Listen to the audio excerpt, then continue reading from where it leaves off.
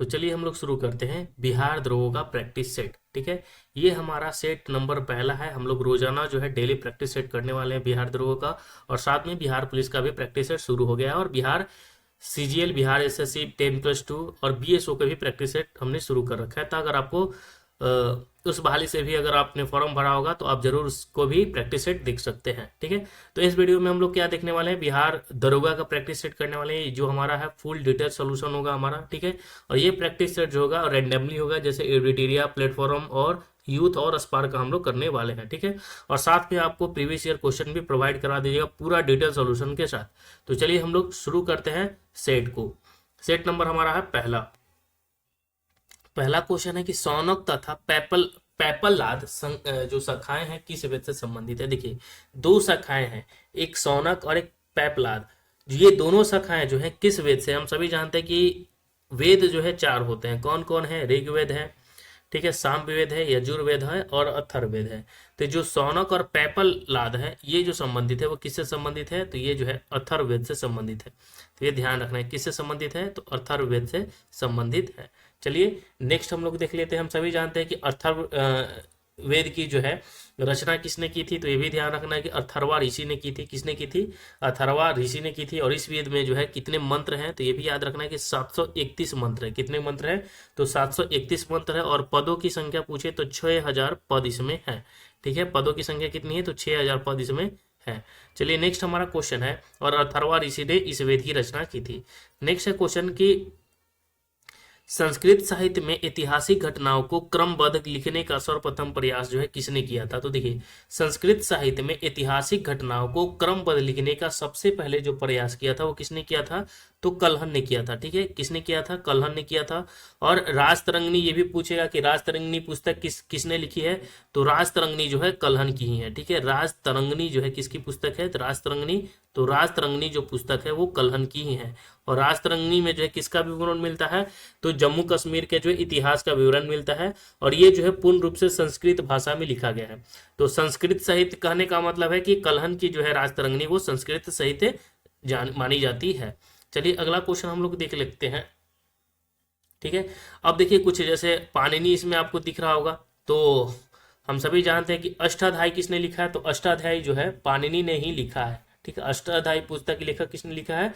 तो पाणिनि ने ही लिखा है। ठीक है, चलिए नेक्स्ट है अर्थशास्त्र जो है चाणक्य ने लिखा है। नेक्स्ट है क्वेश्चन कि मनके बनाने वाले कारखाने का साक्ष्य सिंधु घाटी सभ्यता की किस स्थल से प्राप्त होता है? तो देखिए, जो मनके बनाने वाले कारखाने हैं उसका साक्ष्य जो है वो किस स्थल से प्राप्त होता है? तो वो लोथल से भी और चंदुद्रो से भी, यानी लोथल से भी प्राप्त हुआ है और चंदुद्रो से भी प्राप्त हुआ है। यानी इसका आंसर क्या हो जाएगा? ए और बी दोनों इसका आंसर हो जाएगा। तो मणिके बनाने वाले जो कारखाने हैं वो कहाँ से प्राप्त हुए हैं? तो लोथल से भी प्राप्त हुए और चंदुद्रो से भी प्राप्त हुए हैं। ठीक है, सिंधु घाटी सभ्यता की खोज का श्रेय किसे जाना जाता है? तो हम सभी जानते हैं कि 1921 में खोज किए थे। कौन? दयाराम साहनी। ठीक है, दयाराम साहनी का नाम याद रखना है। इन्होंने ही जो है सिंधु घाटी सभ्यता की खोज की थी, दयाराम साहनी ने, जो बहुत ही इंपॉर्टेंट है। और मणिके बनाने के जो कारखाने मिले थे, दो जगह मिले थे, लोथल, ठीक है, और चंदुद्रो, दोनों जगह मिले थे। ठीक है, अगर आपसे पूछे कि नर्तकी की मूर्ति कहाँ मिली थी? तो मोहनजोदड़ो में मिली थी। मिट्टी से बने हल का प्रमाण कहाँ से मिला था? तो बनवाली से मिला था।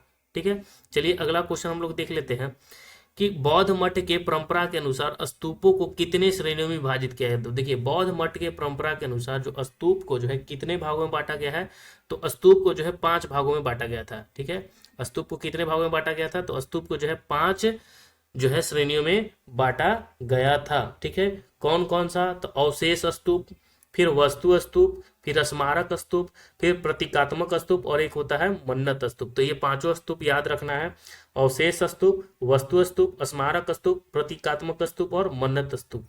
ये भी ध्यान रखना है। और जो अशोक के द्वारा निर्मित स्तूप है उसे क्या कहा जाता है? तो सांची का स्तूप। सांची का स्तूप किसने बनाया था? तो अशोक ने बनाया था। ये भी ध्यान रखना है। अगला क्वेश्चन हमारा है कि स्वतंत्र बहमनी राज की स्थापना कब की गई थी? तो देखिए, बहमनी राज की जो स्थापना हुआ था 1347 ईसा पूर्व में हुआ था। 1347 ईस्वी में हुआ था। ठीक है, कब हुआ था बहमनी राज की स्थापना? तो बहमनी राज की जो स्थापना हुई थी 1347 ईस्वी में हुई थी, ठीक है। और किसने की थी? तो अलाउद्दीन बहमन ने की थी, ठीक है। तो बहमनी राज की स्थापना किसने की थी? अलाउद्दीन बहमन ने 1347 में की थी, ये भी याद रखना है। अब देखिए, अगर पूछे आपसे कि 1336 में, 1336 का एक डेट याद रखिएगा, क्योंकि हरियर बुक्का ने स्थापना की थी। किसकी स्थापना की थी?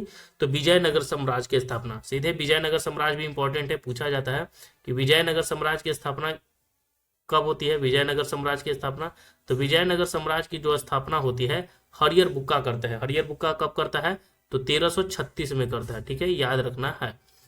तो विजयनगर साम्राज्य की स्थापना हरियर बुक्का करता है 1336 में, ये भी ध्यान रखना है।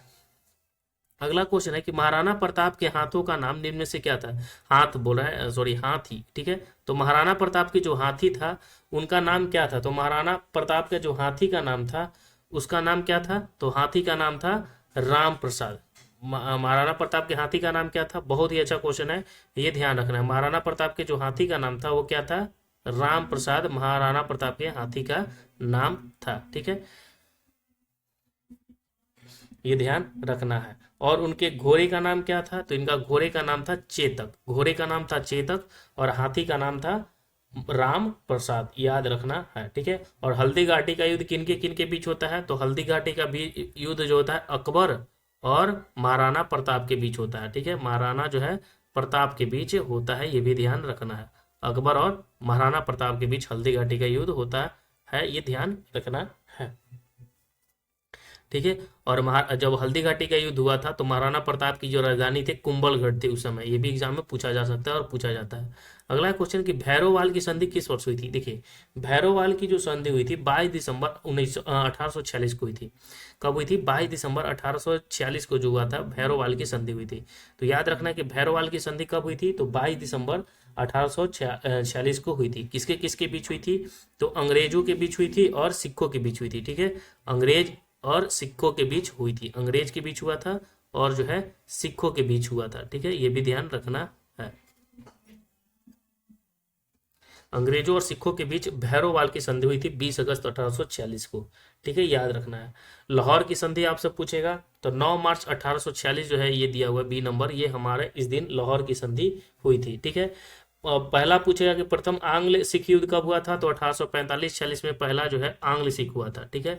प्रथम आंग्ल सिख कब हुआ था? सिख युद्ध हुआ था तो 1845-46 में प्रथम जो है आंग्ल सिख युद्ध हुआ था 1845-46 में, ठीक है। और दूसरा जो आंग्ल सिख युद्ध हुआ था कब हुआ था? तो दूसरा जो आंग्ल सिख युद्ध हुआ था 1849 में हुआ था। प्रथम हुआ था कब आंग्ल सिख युद्ध?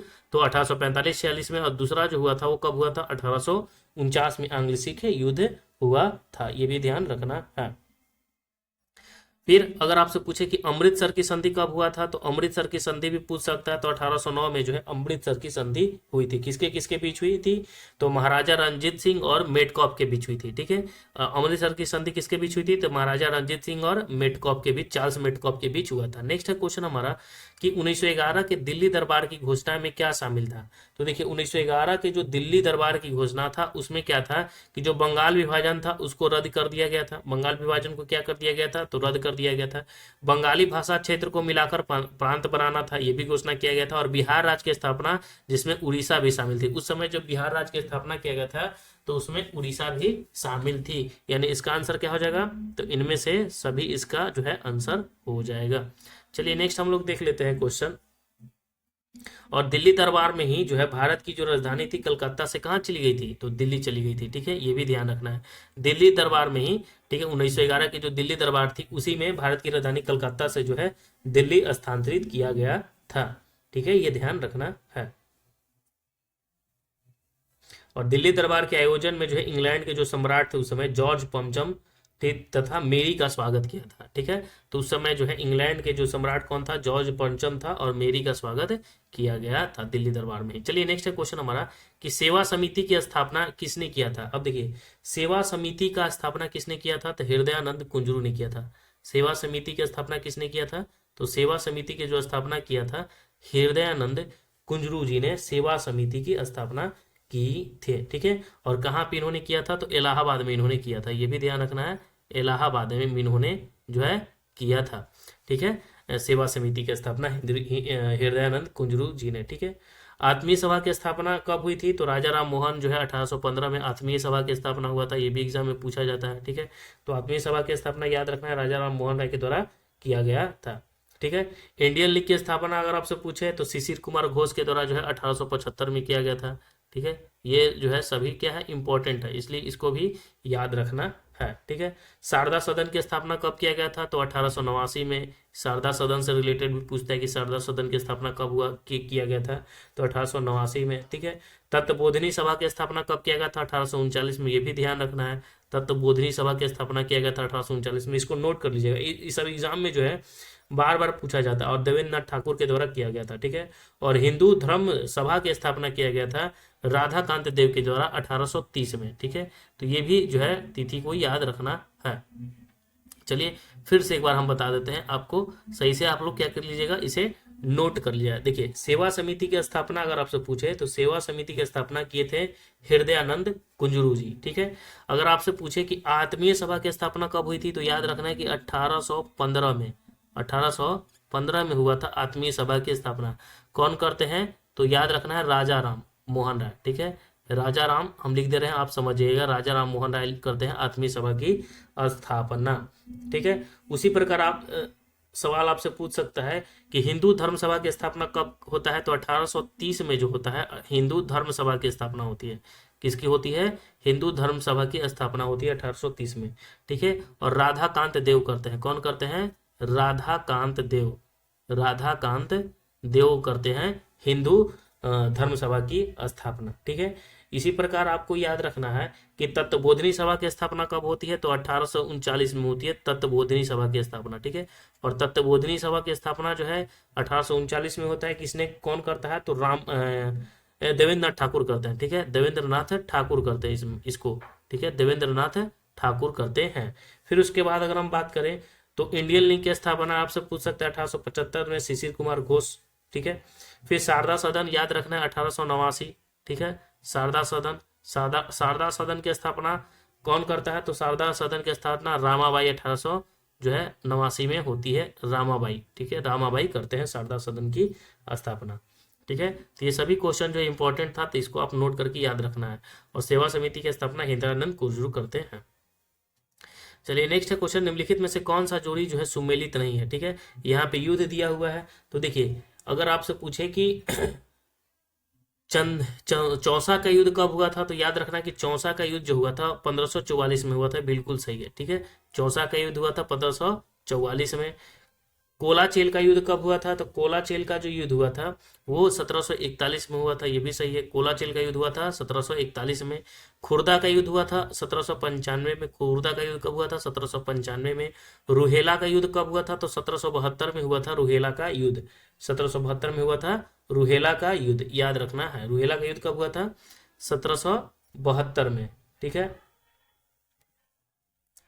तो क्वेश्चन क्या कह रहा है इसमें कि निम्नलिखित में से कौन सी जोड़ी सुमेलित नहीं है? तो चौसा का युद्ध 1544, कोलाचल का युद्ध 1771, ठीक है।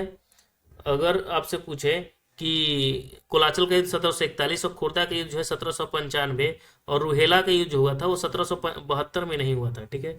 1772 में रुहेला का युद्ध नहीं हुआ था। देखिए चंदेरी का युद्ध हुआ था 1528 में।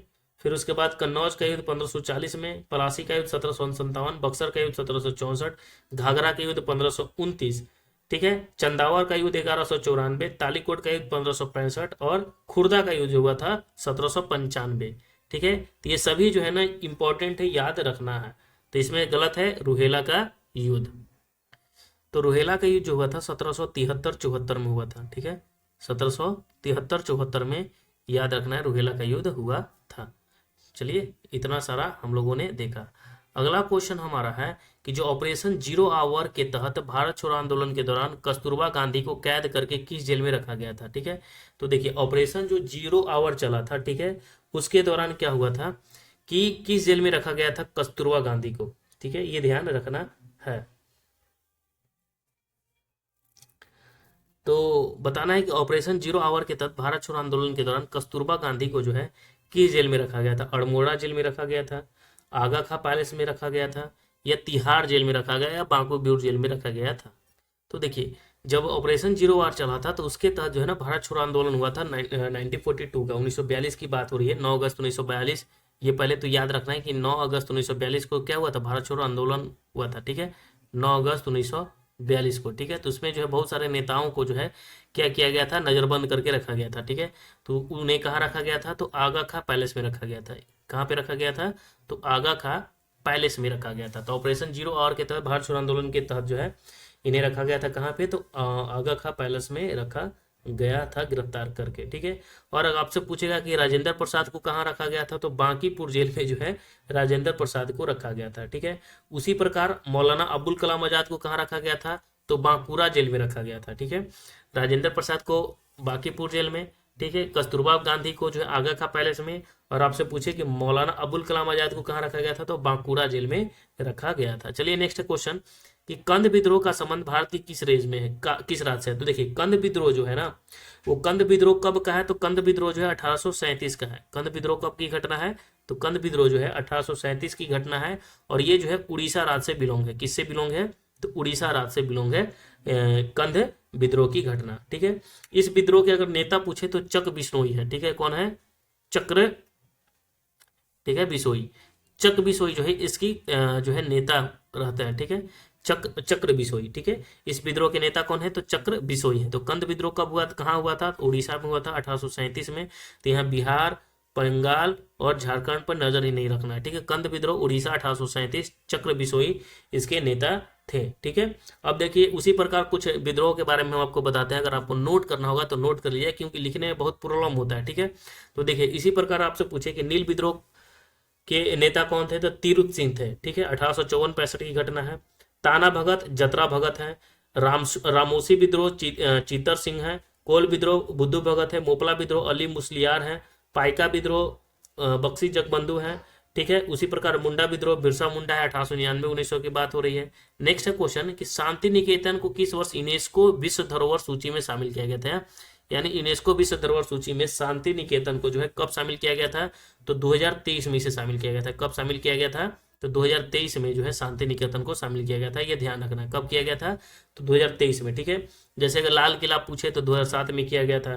पश्चिमी घाट को 2012 में, रानी का बाब जो गुजरात में है 2014 में, नालंदा बिहार को 2016 में किया गया था। कंचनजंगा राष्ट्रीय पार्क को 2016 में किया गया था। धौलावीरा को 2021 में किया गया था।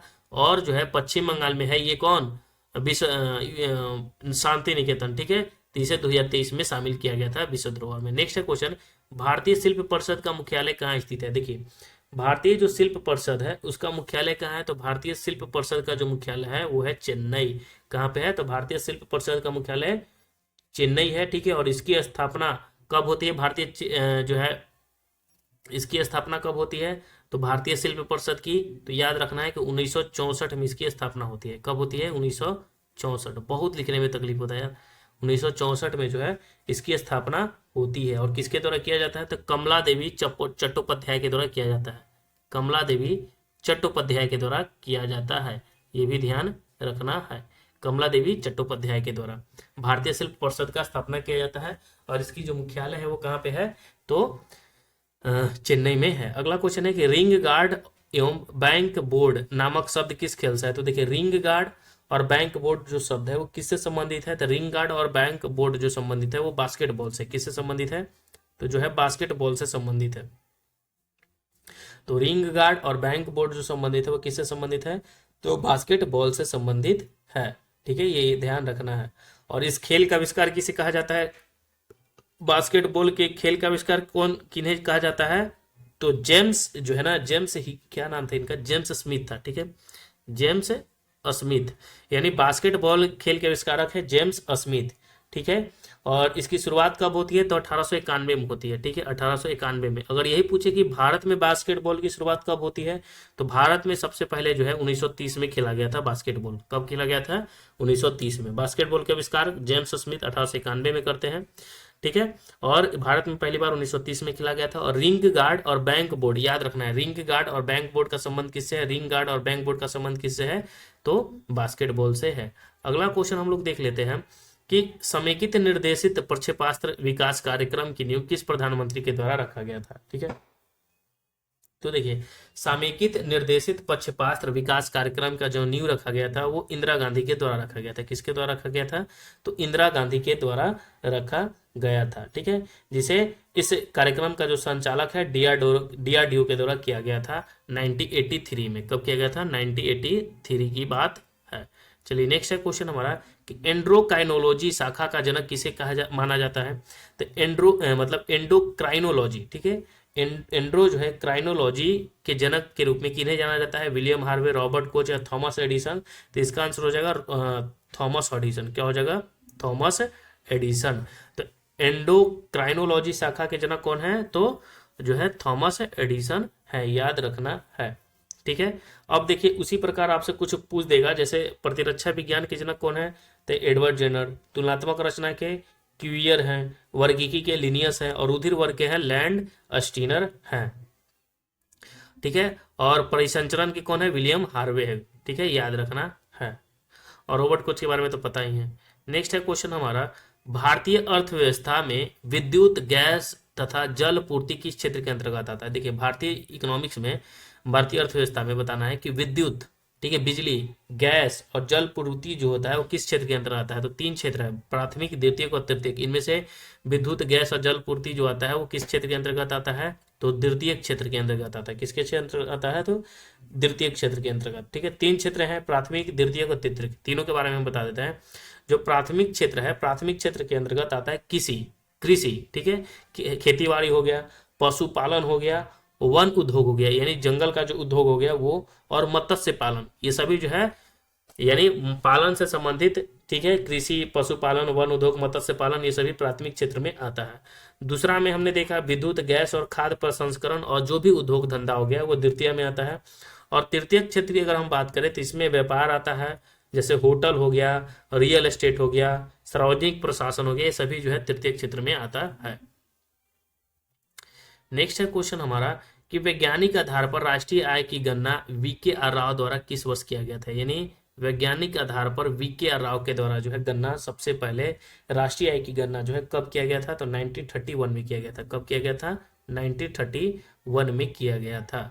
तो वैज्ञानिक आधार पर राष्ट्रीय आय की गणना वीके आर राव के द्वारा कब किया गया था? 1931 में किया गया था। अगर आपसे पूछे सवाल कि भारत में सबसे पहले राष्ट्रीय आय की गणना किसने की थी?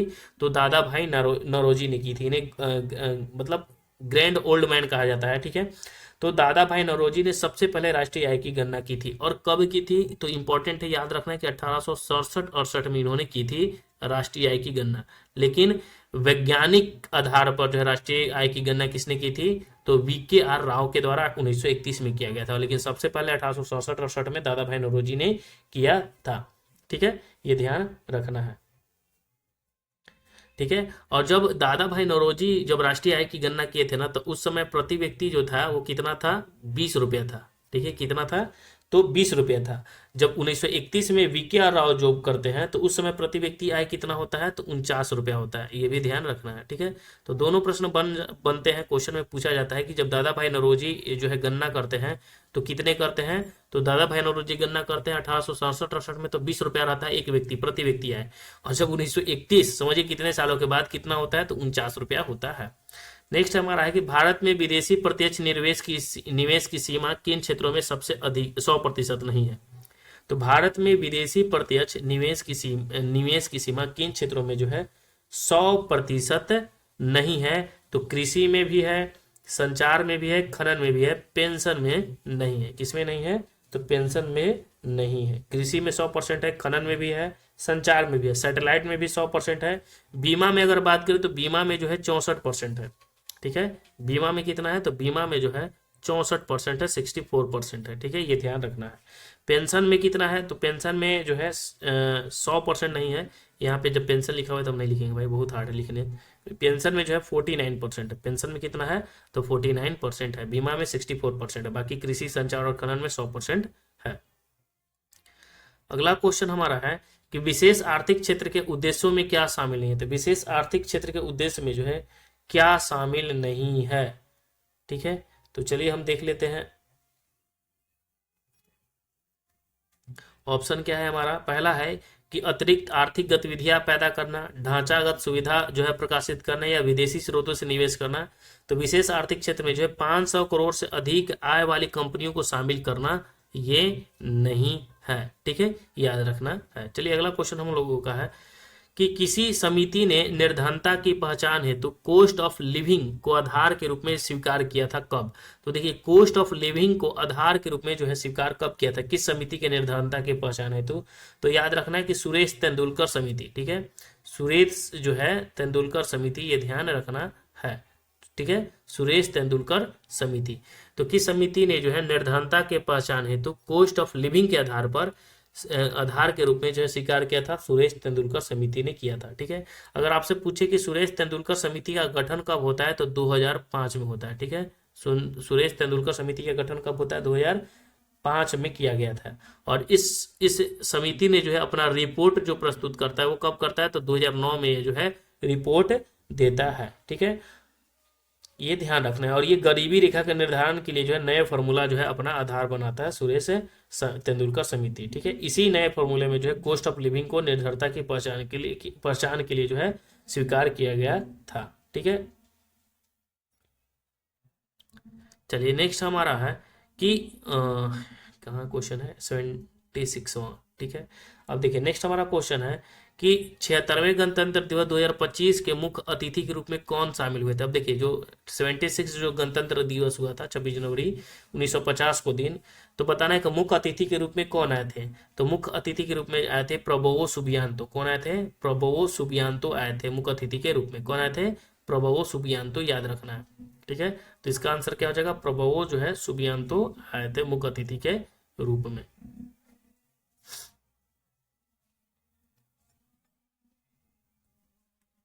तो याद रखना, 76वें गणतंत्र दिवस समारोह 2025 के मुख्य अतिथि के रूप में कौन आए थे? तो प्रबोवो सुबियांतो आए थे। अब ये प्रबोवो सुबियांतो हैं कौन? तो देखिए, इंडोनेशिया के, कहाँ के? इंडोनेशिया के राष्ट्रपति हैं। ठीक है, इंडोनेशिया की क्या है?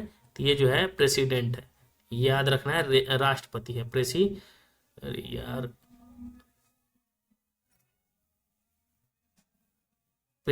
है। ठीक है, ये ध्यान रखना है।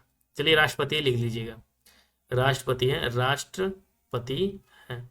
कहाँ के हैं? तो इंडोनेशिया के राष्ट्रपति हैं, याद रखना है। चलिए अगला क्वेश्चन हम लोग देख लेते हैं। ठीक है, और अगर मान लीजिए कि थीम भी आपसे पूछ ले कि इसका जो था 2025 में जो गणतंत्र दिवस 26 जनवरी को मनाया गया, इसका थीम क्या था? तो भारत, विरासत और विकास। ठीक है, विरासत और विकास, याद रखना इसका थीम था। नेक्स्ट है कि 33वां ग्रीष्मकालीन ओलंपिक खेल 2024 में भारत को कुल कितने जो है पदक प्राप्त हुए थे? तो देखिए, 33वां जो ग्रीष्मकालीन ओलंपिक खेल हुआ था, तो उसमें भारत को जो है कितना मतलब पदक प्राप्त हुआ था? तो टोटल जो है 6 पदक प्राप्त हुआ था। ठीक है, 33वां जो ग्रीष्मकालीन ओलंपिक हुआ था वो कहाँ पे हुआ था? तो पेरिस, फ्रांस में हुआ था। ठीक है, याद रखना है कि पेरिस के फ्रांस में हुआ था, फ्रांस की राजधानी पेरिस है, वहां हुआ था। ठीक है, और ये कब से कब हुआ था? तो 26 जुलाई से 11 अगस्त के बीच में हुआ था। 26 जुलाई से कब के बीच हुआ था? तो 11 अगस्त के बीच में ये हुआ था, ये भी ध्यान रखना है। ठीक है, और पेरिस जो है ना एक ऐसा शहर बन गया है जो जहाँ पे मतलब कहने का मतलब है पेरिस जो है 3 ओलंपिक खेलों की मेजबानी करने वाला दूसरा जो है शहर, विश्व का दूसरा सबसे शहर बन गया है, जहाँ पेरिस में जो है ओलंपिक का आयोजन किया गया, दूसरा सबसे शहर बन गया है, जहाँ पे 3 बार जो है पेरिस का आयोजन किया गया।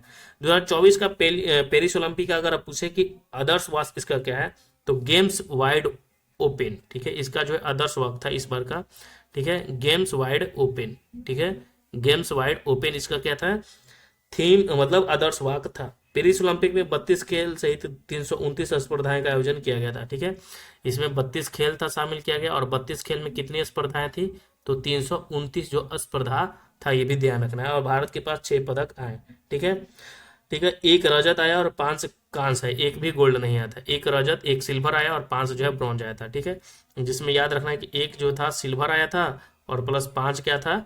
तो ब्रॉन्ज था। ठीक है, ये ध्यान रखना है। चलिए अगला क्वेश्चन हमारा है कि केंद्रीय बजट 2024-25 के अनुसार राजस्व घाटा कुल जीडीपी का कितना प्रतिशत रहा था? तो देखिए, केंद्रीय बजट 2024-25 के अनुसार जो राजस्व घाटा रहा था कुल जीडीपी का 1.8% रहा था। ठीक है, कितना रहा था? 1.8% रहा था राजस्व घाटा। कितना? तो 1.8%।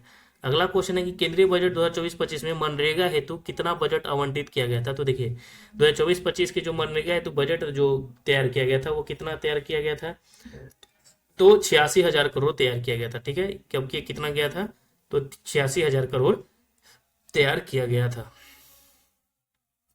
अगला क्वेश्चन हमारा है कि हाल ही में हुए विधानसभा चुनाव के बाद मोहन जो है चरण मांझी, ठीक है, मोहन चरण मांझी किस राज्य के मुख्यमंत्री नियुक्त किए गए।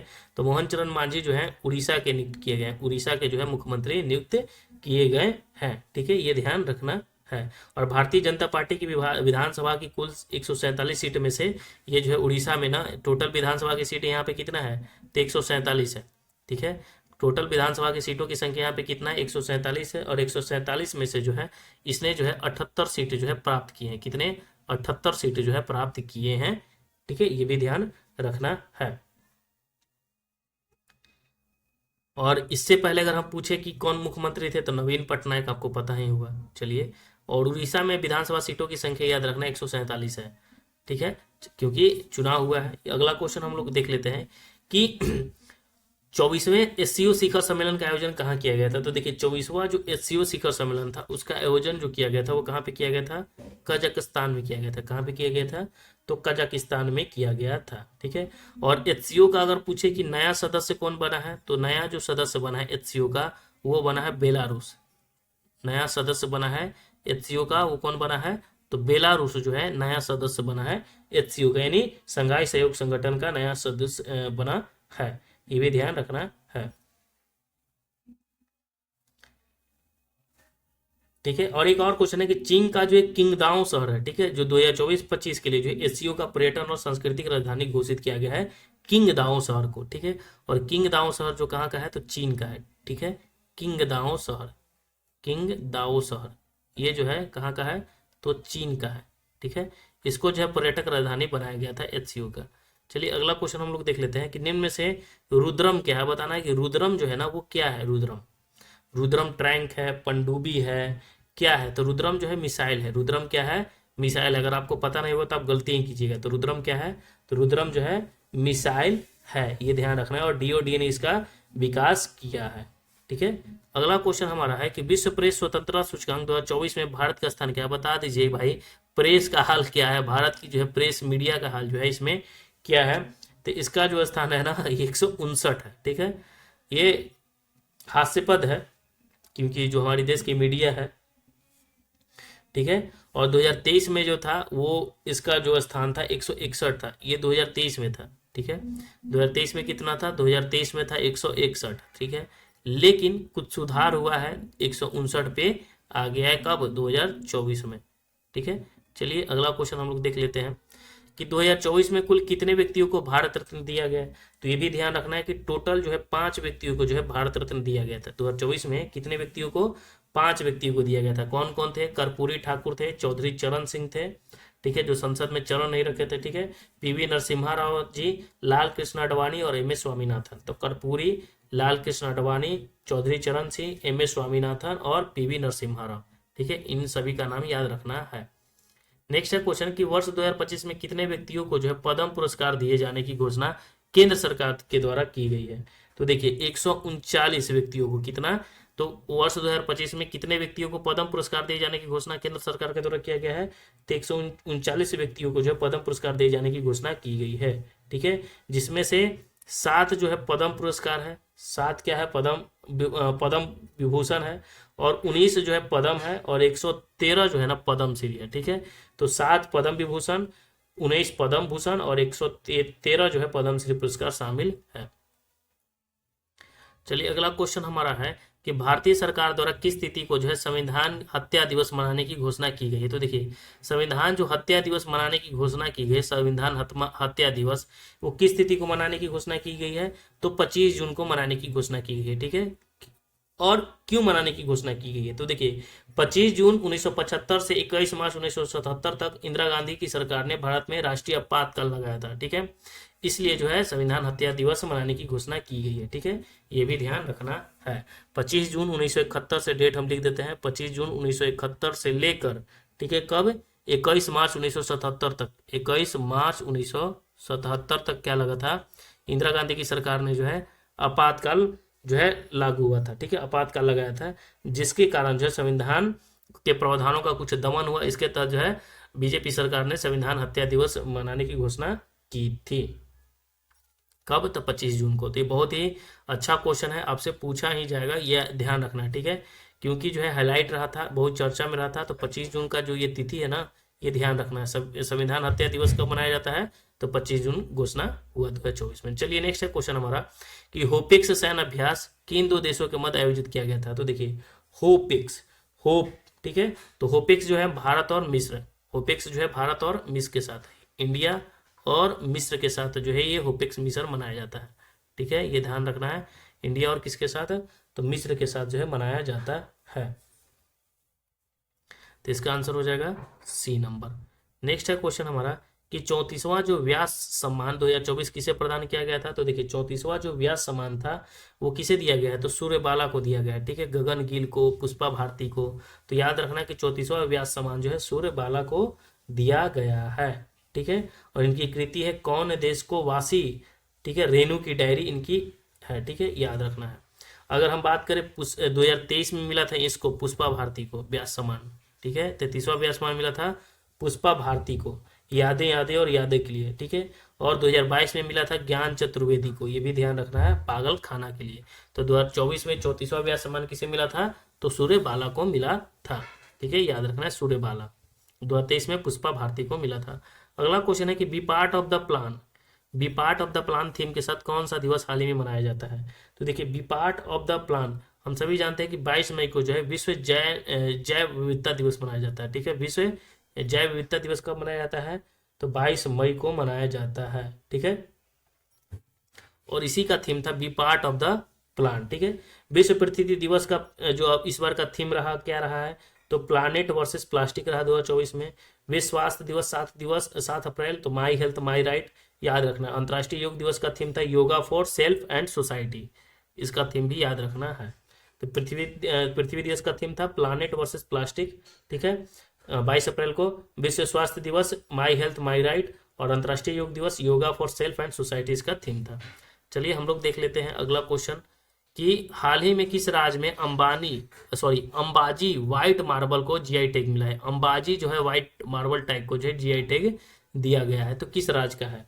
अब देखिए मार्बल की अगर हम बात करें तो मार्बल जो है राजस्थान में भी प्रसिद्ध है, तो आप राजस्थान टिक मार दीजिएगा, तो यहाँ गलत हो जाएगा, ठीक है। यहाँ पे इसका आंसर हो जाएगा गुजरात, ठीक है। तो अंबाजी जो व्हाइट मार्बल है वो जिसका जीआई टैग मिला था किसे? तो गुजरात को मिला था, ठीक है। उसी प्रकार कुछ जीआई टैग है, जैसे गोल्ड पेंटिंग मध्य प्रदेश का है, लोंग लता उत्तर प्रदेश की है, गरद साड़ी जो है पश्चिम बंगाल का है, खजुरा गुड़ उड़ीसा का है, पश्मीना शिल्प जो है बहुत इंपॉर्टेंट है जम्मू कश्मीर का, याद रखना है। चलिए अगला क्वेश्चन हम लोग देख लेते हैं कि 18वीं वन स्थिति रिपोर्ट 2023 के अनुसार वन रिपोर्ट 2021 की तुलना में 2023 में वन और वृक्ष आवरण में कितने वर्ग किलोमीटर की वृद्धि हुई है? तो बताना है कितने। 18वीं जो वन रिपोर्ट 2023 के अनुसार वन 2021 की तुलना में 2023 में जो वन और वृक्ष आवरण रिपोर्ट जारी किया गया उसमें कितना का वृद्धि हुआ है? तो 1445 की वृद्धि हुई। कितना का? 1445 की वर्ग किलोमीटर की वृद्धि हुई है। अगला क्वेश्चन हम लोग देख लेते हैं कि हाल ही में रामसर सूची में शामिल किया गया नजरायन पक्षी अभ्यारण्य का संबंध किससे है? बताइए कि नजरायन पक्षी अभ्यारण्य जो है कहाँ पे है? तो नजरायन जो है ना पक्षी अभ्यारण्य है तमिलनाडु में। कहाँ पे है? तो नजरायन पक्षी अभ्यारण्य जो है तमिलनाडु में है, ठीक है। और इसे जो है 2024 में रामसर में शामिल किया गया था। रामसर सूची में इसे कब शामिल किया गया है? तो 2024 में शामिल किया गया।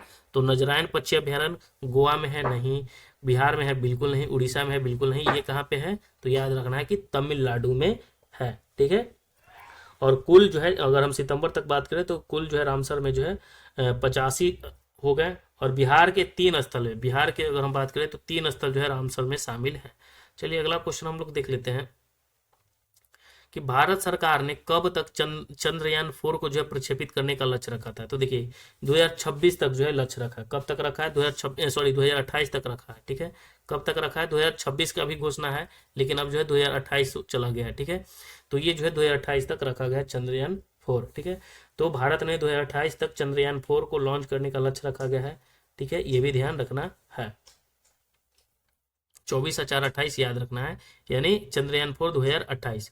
तो इसमें फंसना नहीं है ऐसे क्वेश्चनों में।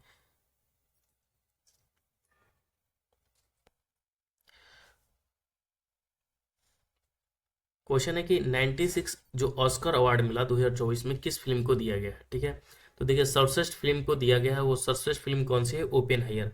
ओपेनहाइमर जो फिल्म है ना, बहुत अच्छी फिल्म है, आप भी देख सकते हैं, बहुत ही लॉन्ग फिल्म भी है, क्योंकि हिरोशिमा और नागासाकी पर जो बम गिराया गया था, परमाणु बम, ठीक है, तो उसी से संबंधित, जो परमाणु बम से संबंधित है, जो ओपेनहाइमर एक साइंटिस्ट रहे थे, उन्होंने ही ये परमाणु बम बनाते हैं, तो उन सभी जो है कहानियों से रिलेटेड है, आपको बहुत मजा भी आएगा, ये फिल्म जरूर देखिएगा ओपेनहाइमर, ठीक है। तो चलिए ओपेनहाइमर को ही जो है 96 ऑस्कर अवार्ड दिया गया था, बहुत लाजवाब फिल्म है। अगला क्वेश्चन हमारा है कि किस राज्य द्वारा जो है विधवा पुनर्विवाह प्रोत्साहन योजना की शुरुआत की गई थी, यानी कौन से राज्य के द्वारा जो है विधवा पुनर्विवाह के द्वारा जो है तो याद रखना है इसे, तो जो दिया गया था वो झारखंड को दिया गया था, ठीक है, किसको? तो झारखंड को। तो विधवा पुनर्विवाह प्रोत्साहन योजना जो है कहाँ शुरू किया गया है? तो झारखंड में शुरू किया गया है, याद रखना है। अब देखिए एक और है जो इसमें एक्टर है, ओपेनहाइमर में जो रोल निभाए हैं उनका नाम है, डायरेक्टर है, ठीक है, तो उस डायरेक्टर का नाम है क्रिस्टोफर लोनर, ठीक है। डायरेक्टर का क्या नाम है? तो क्रिस्टोफर लोनर जो है ओपेनहाइमर के डायरेक्टर हैं। चलिए अगला क्वेश्चन हमारा है कि जो सार्थक खंड वाले शब्द निम्न में से क्या कहलाते हैं? तो जो सार्थक खंड है उनमें से जो निम्न वाले जो है उसे यौगिक कहा जाता है। क्या कहा जाता है? तो यौगिक जो है कहा जाता है। अगला क्वेश्चन हमारा है कि इत्यादि का सही सही संधि विच्छेद क्या है? इत्यादि का सही संधि विच्छेद इसमें से बताना है कि इत्यादि का जो है संधि विच्छेद क्या है। तो देखिए इत आदि ये हमारा खत्म, इति आदि हो सकता है, ये तो ऐसे ही खत्म, इत आदि ये खत्म हो गया, यानी हमारा हो गया बी ऑप्शन, ठीक है, इति प्लस आदि। अगला क्वेश्चन है कि पुष्प पुण्य में कौन सा समास है? अब देखिए पाप पुण्य में है, ठीक है। क्या क्वेश्चन है कि पाप जो पुण्य है उसमें कौन सा समान है? तो पाप पुण्य, जब बीच बीच में डैश लग जाए तो वो द्वंद्व समास होता है। क्या होता है? द्वंद्व समास होता है, ये ध्यान रखना है। तो इसका आंसर हो जाएगा द्वंद्व समास। अगला क्वेश्चन है कि हथेली पर सरसों नहीं जमती मुहावरे का सही अर्थ क्या होता है? देखिए हथेली पर जो है सरसों नहीं जमती, इसका मुहावरे का अर्थ क्या होगा? हर काम में जो है मनमानी चलती है, बिल्कुल नहीं। सरसों के लिए जो है जमीन, उससे तो देखिए मुहावरा का जो रिलेटेड होगा ना, उससे जो है सेंटेंस का रिलेटेड नहीं होता है।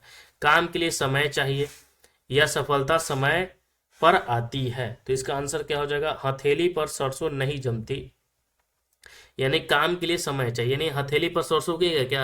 यानी सरसों उगने के लिए बहुत लंबी समय की प्रक्रिया होती है, तो अब सोचिए कि हथेली पर हम सरसों उगा दे तो होगा नहीं, तो इसका आंसर क्या हो जाएगा? सी नंबर हो जाएगा। चलिए नेक्स्ट है क्वेश्चन हमारा कि निम्नलिखित में से कौन सा वाक्य शुद्ध है? इनमें से बताना है कि इनमें से कौन सा वाक्य जो है क्या है? शुद्ध है। तो एक एक वाक्य आपके तुल्य हुए हैं, ठीक है, एक एक वाक्य आपके तुल्य हुए हैं, ये तो अशुद्ध है। आपका एक एक वाक्य तुला हुआ है, ये भी अशुद्ध आपको लगेगा। सेंटेंस पढ़िएगा आपको पता चल जाएगा कि ये जो है परफेक्ट सेंटेंस कह रहा है। जैसे आपके एक एक वाक्य तुल्य हुए हैं, तो ये लग रहा है कि सही है, ठीक है, तुले हुए हैं ये तो ऐसे ही गलत है। नेक्स्ट है कि फिलिंग द ब्लैंक्स, ठीक है, इंग्लिश से भी कुछ प्रश्न पूछे जाते हैं। सवाल कर रहा है क्वेश्चन कि are you really desirous visiting Japan. अब यहाँ पे देखिए डिजीरियस के साथ जो है, डिजायर्स के साथ कौन सा जो है लगता है प्रीपोजिशन? ऑफ लगता है या इन लगता है या टू लगता है या अबाउट लगता है? तो आपको पता होना चाहिए कि डिजायर्स ऑफ लगता है। क्या लगता है? डिजायर्स ऑफ लगता है, ठीक है, तो इसका आंसर हो जाएगा ऑफ यहाँ पे। अगला क्वेश्चन हमारा है कि choose the correct English translation that given sentence in Hindi. अब यहाँ हिंदी में एक सेंटेंस लिखा हुआ है, ठीक है, भूगोल सीखना कठिन है, इसका जो है अंग्रेजी में अनुवाद करना है। तो क्या हो जाएगा? Geography is difficult to learn. क्या हो जाएगा? Geography is difficult to learn, ठीक है, टू लर्निंग खत्म। Geography is difficult subject to study, subject विषय की तो बात ही नहीं हुई है, ठीक है। दिस इज ग्रेट, ये तो खत्म हो गया, ठीक है, तो बी आंसर इसका हो जाएगा। नेक्स्ट क्वेश्चन हमारा कि choose the opposite word for the given question.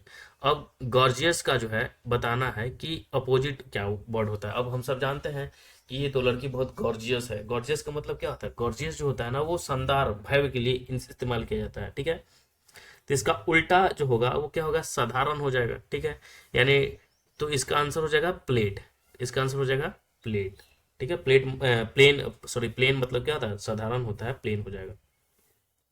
चलिए सिमिलर तो हम सभी जानते हैं, उसी की तरह होता है। अगला क्वेश्चन हमारा है कि किस अधिनियम को act of good government of India कहा जाता है? ठीक है, कौन सा अधिनियम है जिसे act of good government of India कहा जाता है? कौन सा अधिनियम है? ठीक है। तो देखिए किस एक्ट को जो है गुड गवर्नमेंट ऑफ इंडिया कहा जाता है, तो भारत सरकार अधिनियम 1958 की अधिनियम को कहा जाता है। ये अधिनियम 1857 की क्रांति के बाद आया था। ठीक है, तो भारत सरकार अधिनियम 1858। ठीक है, और भारत सरकार अधिनियम 1858 को ही act of good government of India कहा जाता है। ठीक है, इस अधिनियम के तहत क्या किया था कि जो ब्रिटिश सरकार था, भारत के शासन प्रशासन जो है जो अंग्रेजी कंपनी थी उससे छीनकर अपने हाथों में लेती है। ठीक है, और उसमें जो बोर्ड ऑफ कंट्रोल और बोर्ड ऑफ जो डायरेक्टर था पद, उसको मतलब दैत प्रणाली था ये, इसको समाप्त कर दिया जाता है 1858 के तहत ही। नेक्स्ट है क्वेश्चन हमारा कि संविधान के प्रमुख समितियों में अल्पसंख्यक उप समिति के अध्यक्ष कौन थे। तो देखिए अल्पसंख्यक उप समिति के अध्यक्ष पूछ रहा है कि इसमें से कौन थे, तो एससी बनर्जी थे। कौन थे? एससी बनर्जी थे। ठीक है, एससी बनर्जी थे। यानी संविधान सभा के प्रमुख समितियों में जो अल्पसंख्यक उप समिति के जो अध्यक्ष थे वो एससी बनर्जी थे। ठीक है, अगर मौलिक अधिकार जो था उसके उप समिति के अध्यक्ष कौन थे, तो जेबी कृपलानी थे। ठीक है, साख समिति के अध्यक्ष कौन थे, तो अल्लादी जो कृष्णन थे, अल्लादी कृष्ण स्वामी, ये साख समिति के अध्यक्ष थे, ये भी ध्यान रखना है। ठीक है, बहिष्कृत और आंशिक रूप से बहिष्कृत क्षेत्र जैसे असम के अलावा जो ये सभी क्षेत्र के जो अध्यक्ष थे वो ए.वी. ठक्कर थे, ये ध्यान रखना। चलिए अगला क्वेश्चन हमारा है कि भारतीय संविधान के प्रस्तावना में न्याय के तत्वों को लिया गया है। तो देखिए भारतीय संविधान के प्रस्तावना में जो न्याय के तत्व को लिया गया है वो किस रूप में लिया गया है, तो किस किस क्रांति से संबंधित है, यानी भारतीय संविधान के जो प्रस्तावना है। ठीक है, भारतीय संविधान के जो प्रस्तावना में न्याय के तत्वों को जो लिया गया है वो रूसी क्रांति से लिया गया है। किससे लिया गया है, तो रूसी क्रांति से लिया गया है, ये ध्यान रखना है। ठीक है, और रूसी क्रांति कब हुआ था, तो ये याद रखना है, सबको पता होगा कि 1917 में हुआ था रूसी क्रांति। न्याय का अर्थ है मतलब लोगों के भोजन, वस्त्र, आवास, ठीक है, निर्णय लेने में भागीदारी, इससे संबंधित है। ठीक है, ये रूसी क्रांति से संबंधित है 1917। ठीक है, न्याय ऐसे अगर हम बात करें तो न्याय के 3 आयाम होता है, एक तो सामाजिक न्याय, आर्थिक न्याय और राजनीतिक न्याय, ये 3 प्रकार का न्याय होता है संवैधानिक ढांचे में। चलिए अगला क्वेश्चन है कि संविधान के किस अनुच्छेद में यह उल्लेख किया गया है कि किसी अपराध के लिए अभियुक्ति को व्यक्ति को स्वयं अपने विरुद्ध साक्षी होने के लिए बाध्य नहीं किया जाएगा। तो देखिए अनुच्छेद 20 का 3 जो है भारतीय संविधान का अनुच्छेद 20 का 3, उसके अनुसार किसी अपराध के लिए अभियुक्त किसी व्यक्ति को स्वयं अपने विरुद्ध साक्षी होने के लिए बाध्य नहीं किया जाएगा। यानी कोई व्यक्ति जो है अपने ही विरुद्ध ही कहेगा कि हम गवाह हैं, तो ये बाध्य नहीं किया जा सकता। ठीक है, अनुच्छेद अगर 20 का 2 की बात करें कि ये क्या है, तो ये जो है किसी व्यक्ति को एक ही अपराध के लिए एक बार से अधिक अभियोजित दंड नहीं दिया जा सकता। यानी कोई एक ही अपराध किया है, ठीक है, मर्डर कितना भी किया है, लेकिन एक ही मर्डर का सजा मिलेगा। ठीक है, ये अनुच्छेद 20 का 2 है। ठीक है, ये भी ध्यान रखना। तो 20 का 2 और 20 का 3 ध्यान रखना है। चलिए अगला क्वेश्चन हमारा है कि भारत में न्यायपालिका का कार्यपालिका से पृथक्करण का उल्लेख वर्णित है। तो देखिए भारत में जो न्यायपालिका का कार्यपालिका से पृथक्करण मतलब अलग से जो संबंधित है वो किससे है, तो डीपीएसपी से है। ठीक है, राज्य के नीति निर्देशक तत्व, ये ध्यान रखना है। और ये अनुच्छेद जो है 50 कहता है कि न्यायपालिका जो अनुच्छेद 50 क्या कहता है कि उसके अंतर्गत जो कार्यपालिका है वो न्यायपालिका के पृथक्करण का उल्लेख करता है। अगला क्वेश्चन हमारा है कि भारत की संसद के संबंध में निम्नलिखित में से कौन सा कथन सही है। अब भारत की संसद के बारे में बताना कि इनमें से कौन सा कथन जो है सही नहीं है। तो पहला क्वेश्चन कह रहा है सही नहीं है, कह रहा है क्वेश्चन क्या है कि सही नहीं है। तो देखिए मंत्रिमंडल को लोकप्रिय सदन में बहुमत का विश्वास प्राप्त रहना चाहिए। बिल्कुल मंत्रिमंडल में जो लोकप्रिय सदन में बहुमत का विश्वास प्राप्त जो है रहना चाहिए। संसद का सर्वप्रथम कार्य मंत्रिमंडल का प्रावधान करता है, बिल्कुल नहीं। संसद में एक सदन प्रणाली की सरकार का प्रावधान है, संसद एक सदन संसदीय प्रणाली है। और मंत्रिमंडल की सदस्यता जो है निम्न सदन तक सीमित होती है। तीन में से नहीं कौन हो जाएगा, 20 का आंसर हो जाएगा। ठीक है, क्या क्वेश्चन कर रहा है कि भारत की जो संसद है, भारत की संसद के संबंध में निम्नलिखित में से कौन सा कथन सही नहीं। तो मंत्रिमंडल को लोकप्रिय सदन में बहुमत से विश्वास प्राप्त करना चाहिए, बिल्कुल मतलब बहुमत से विश्वास प्राप्त रहना चाहिए, बिल्कुल। संसद का सर्वप्रथम कार्य मंत्रिमंडल का प्रावधान होता है, बिल्कुल यार, मंत्रिमंडल का तो होता है भी, इसमें तो सब सही होगा। संविधान में एक संसदीय प्रणाली की सरकार का प्रावधान है, और मंत्रिमंडल की सदस्यता निम्न सदन तक सीमित है, बिल्कुल नहीं, ये जो है ना निम्न सदन तक सीमित नहीं है, यानी इसका आंसर ये डी हमारा जो है क्या है, इसमें रॉन्ग है। ठीक है। और हम सभी जानते हैं कि निम्न सदन क्या होता है, तो निम्न सदन लोकसभा को कहा जाता है, और यहाँ निम्न सदन तक बोला है, लेकिन निम्न सदन और उच्च सदन दोनों तक सीमित होता है। ठीक है। निम्न सदन लोकसभा को कहा जाता है, और उच्च सदन जो है राज्यसभा को कहा जाता है। ये भी एग्जाम में पूछे देता है कभी कभी। अगला क्वेश्चन हमारा है कि भारतीय संसद का सचिवालय के संबंध में कौन सा कथन सही है। अब भारत की संसद के सचिवालय के संबंध में अगर हम बात करें तो सरकार से क्या है, स्वतंत्र है। ठीक है। भारत की संसद का सचिवालय के संबंध में कौन सा कथन सत्य है, तो सरकार से स्वतंत्र है, बिल्कुल। संसदीय कार्य मंत्री के अधीन है, नहीं। राष्ट्रपति के अधीन है, बिल्कुल नहीं। सर्वोच्च न्यायालय के अधीन है, बिल्कुल नहीं। सरकार से स्वतंत्र है। ठीक है। यानी भारतीय संविधान के अनुच्छेद 98 की बात करें, आर्टिकल जो है 98, ठीक है, जो आर्टिकल 98 है उसके तहत भारतीय संसद के प्रत्येक सदन के लिए एक पृथक सचिवालय की व्यवस्था है, जो कि सरकार से वो है स्वतंत्र है। ठीक है। फ्रीडम फ्री है। संसद के किसी भी सदन के जो सचिवीय कर्मचारी संसद द्वारा निर्धारित प्रतिबंधों और सेवा शर्तों के अधीन होते हैं। लोकसभा के अध्यक्ष लोकसभा सचिवालय को सलाह देते हैं, जो कि लोकसभा की एक स्वतंत्र इकाई है, और राज्यसभा सचिवालय को देख रेख और नियंत्रण राज्यसभा के सभापति द्वारा की जाती है। यानी लोकसभा का सचिवालय अलग होता है, राज्यसभा का सचिवालय, और दोनों स्वतंत्र होते हैं, ये ध्यान रखना है। वो किसी के अधीन, किसी राष्ट्रपति के अधीन और किसी सर्वोच्च न्यायालय के अधीन नहीं होता है। ठीक है। एशिया में विश्व का जो है सर्वाधिक जनसंख्या घनत्व वाला देश कौन सा है, तो देखिए एशिया में विश्व का सबसे ज्यादा सर्वाधिक घनत्व वाला देश, ठीक है, सबसे ज्यादा डेंसिटी वाला देश की बात हो रही है एशिया में, तो कौन सा है, तो हम सभी जानते हैं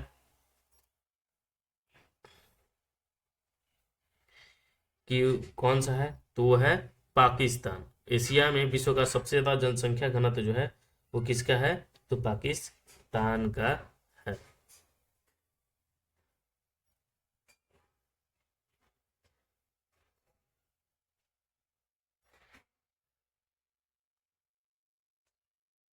देखिए पाकिस्तान नहीं होगा यार इसका आंसर। एशिया में विश्व का सर्वाधिक जनसंख्या, अच्छा, विश्व का सबसे ज्यादा जनसंख्या की अगर बात करें तो चीन है, लेकिन ऑप्शंस के हिसाब से सबसे ज्यादा जनसंख्या भारत में, लेकिन यहाँ डेंसिटी की बात की है तो ये इसका आंसर हो जाएगा सिंगापुर मेरे भाई। ठीक है। तो एशिया में विश्व का सर्वाधिक जनसंख्या घनत्व वाला देश जो है सिंगापुर है। ठीक है। और सबसे ज्यादा जनसंख्या अगर पूछे तो चीन है, लेकिन अभी अगर डाटा आएगा तो भारत हो जाएगा, लेकिन ऑप्शन में चीन नहीं है तो भारत हो जाएगा। ठीक है। और एशिया में क्षेत्रफल के दृष्टि से सबसे बड़ा देश अगर बात करें तो वो भी चीन है, और सबसे छोटा देश बोलेगा तो मालदीव सबसे छोटा देश है। ठीक है। ये ध्यान रखना है। अगर आपसे पूछे कि प्रशांत महासागर में सबसे गहरा गर्त कौन सा है, तो मेरियाना गर्त है। ठीक है। 11,022 मीटर गहरा है। चलिए अगला क्वेश्चन हम लोग देख लेते हैं कि बादलों की दिशा एवं गति मापने वाला यंत्र कौन सा है। तो देखिए बादलों की गति और दिशा जो मापता है उस यंत्र का नाम क्या है, तो नेफोस्कोप है। क्या है, नेफोस्कोप। बहुत ही अच्छा प्रश्न है, याद रखना है कि बादलों की दिशा एवं गति मापने वाला यंत्र को क्या कहा जाता है, तो नेफोस्कोप कहा जाता है। चलिए अगला क्वेश्चन हम लोग देख लेते हैं। क्या कर रहा है क्वेश्चन कि निम्नलिखित में से कौन सा कथन जो है सत्य नहीं है। इनमें से कौन सा कथन जो है क्या कर रहा है कि सत्य नहीं है। यूरोप एकमात्र महाद्वीप है जिसमें जो है कोई मरुस्थल नहीं है। क्या यह सही है। यूरोप जो है मात्र एक मात्र महाद्वीप है जहां पे क्या कर रहा है क्वेश्चन,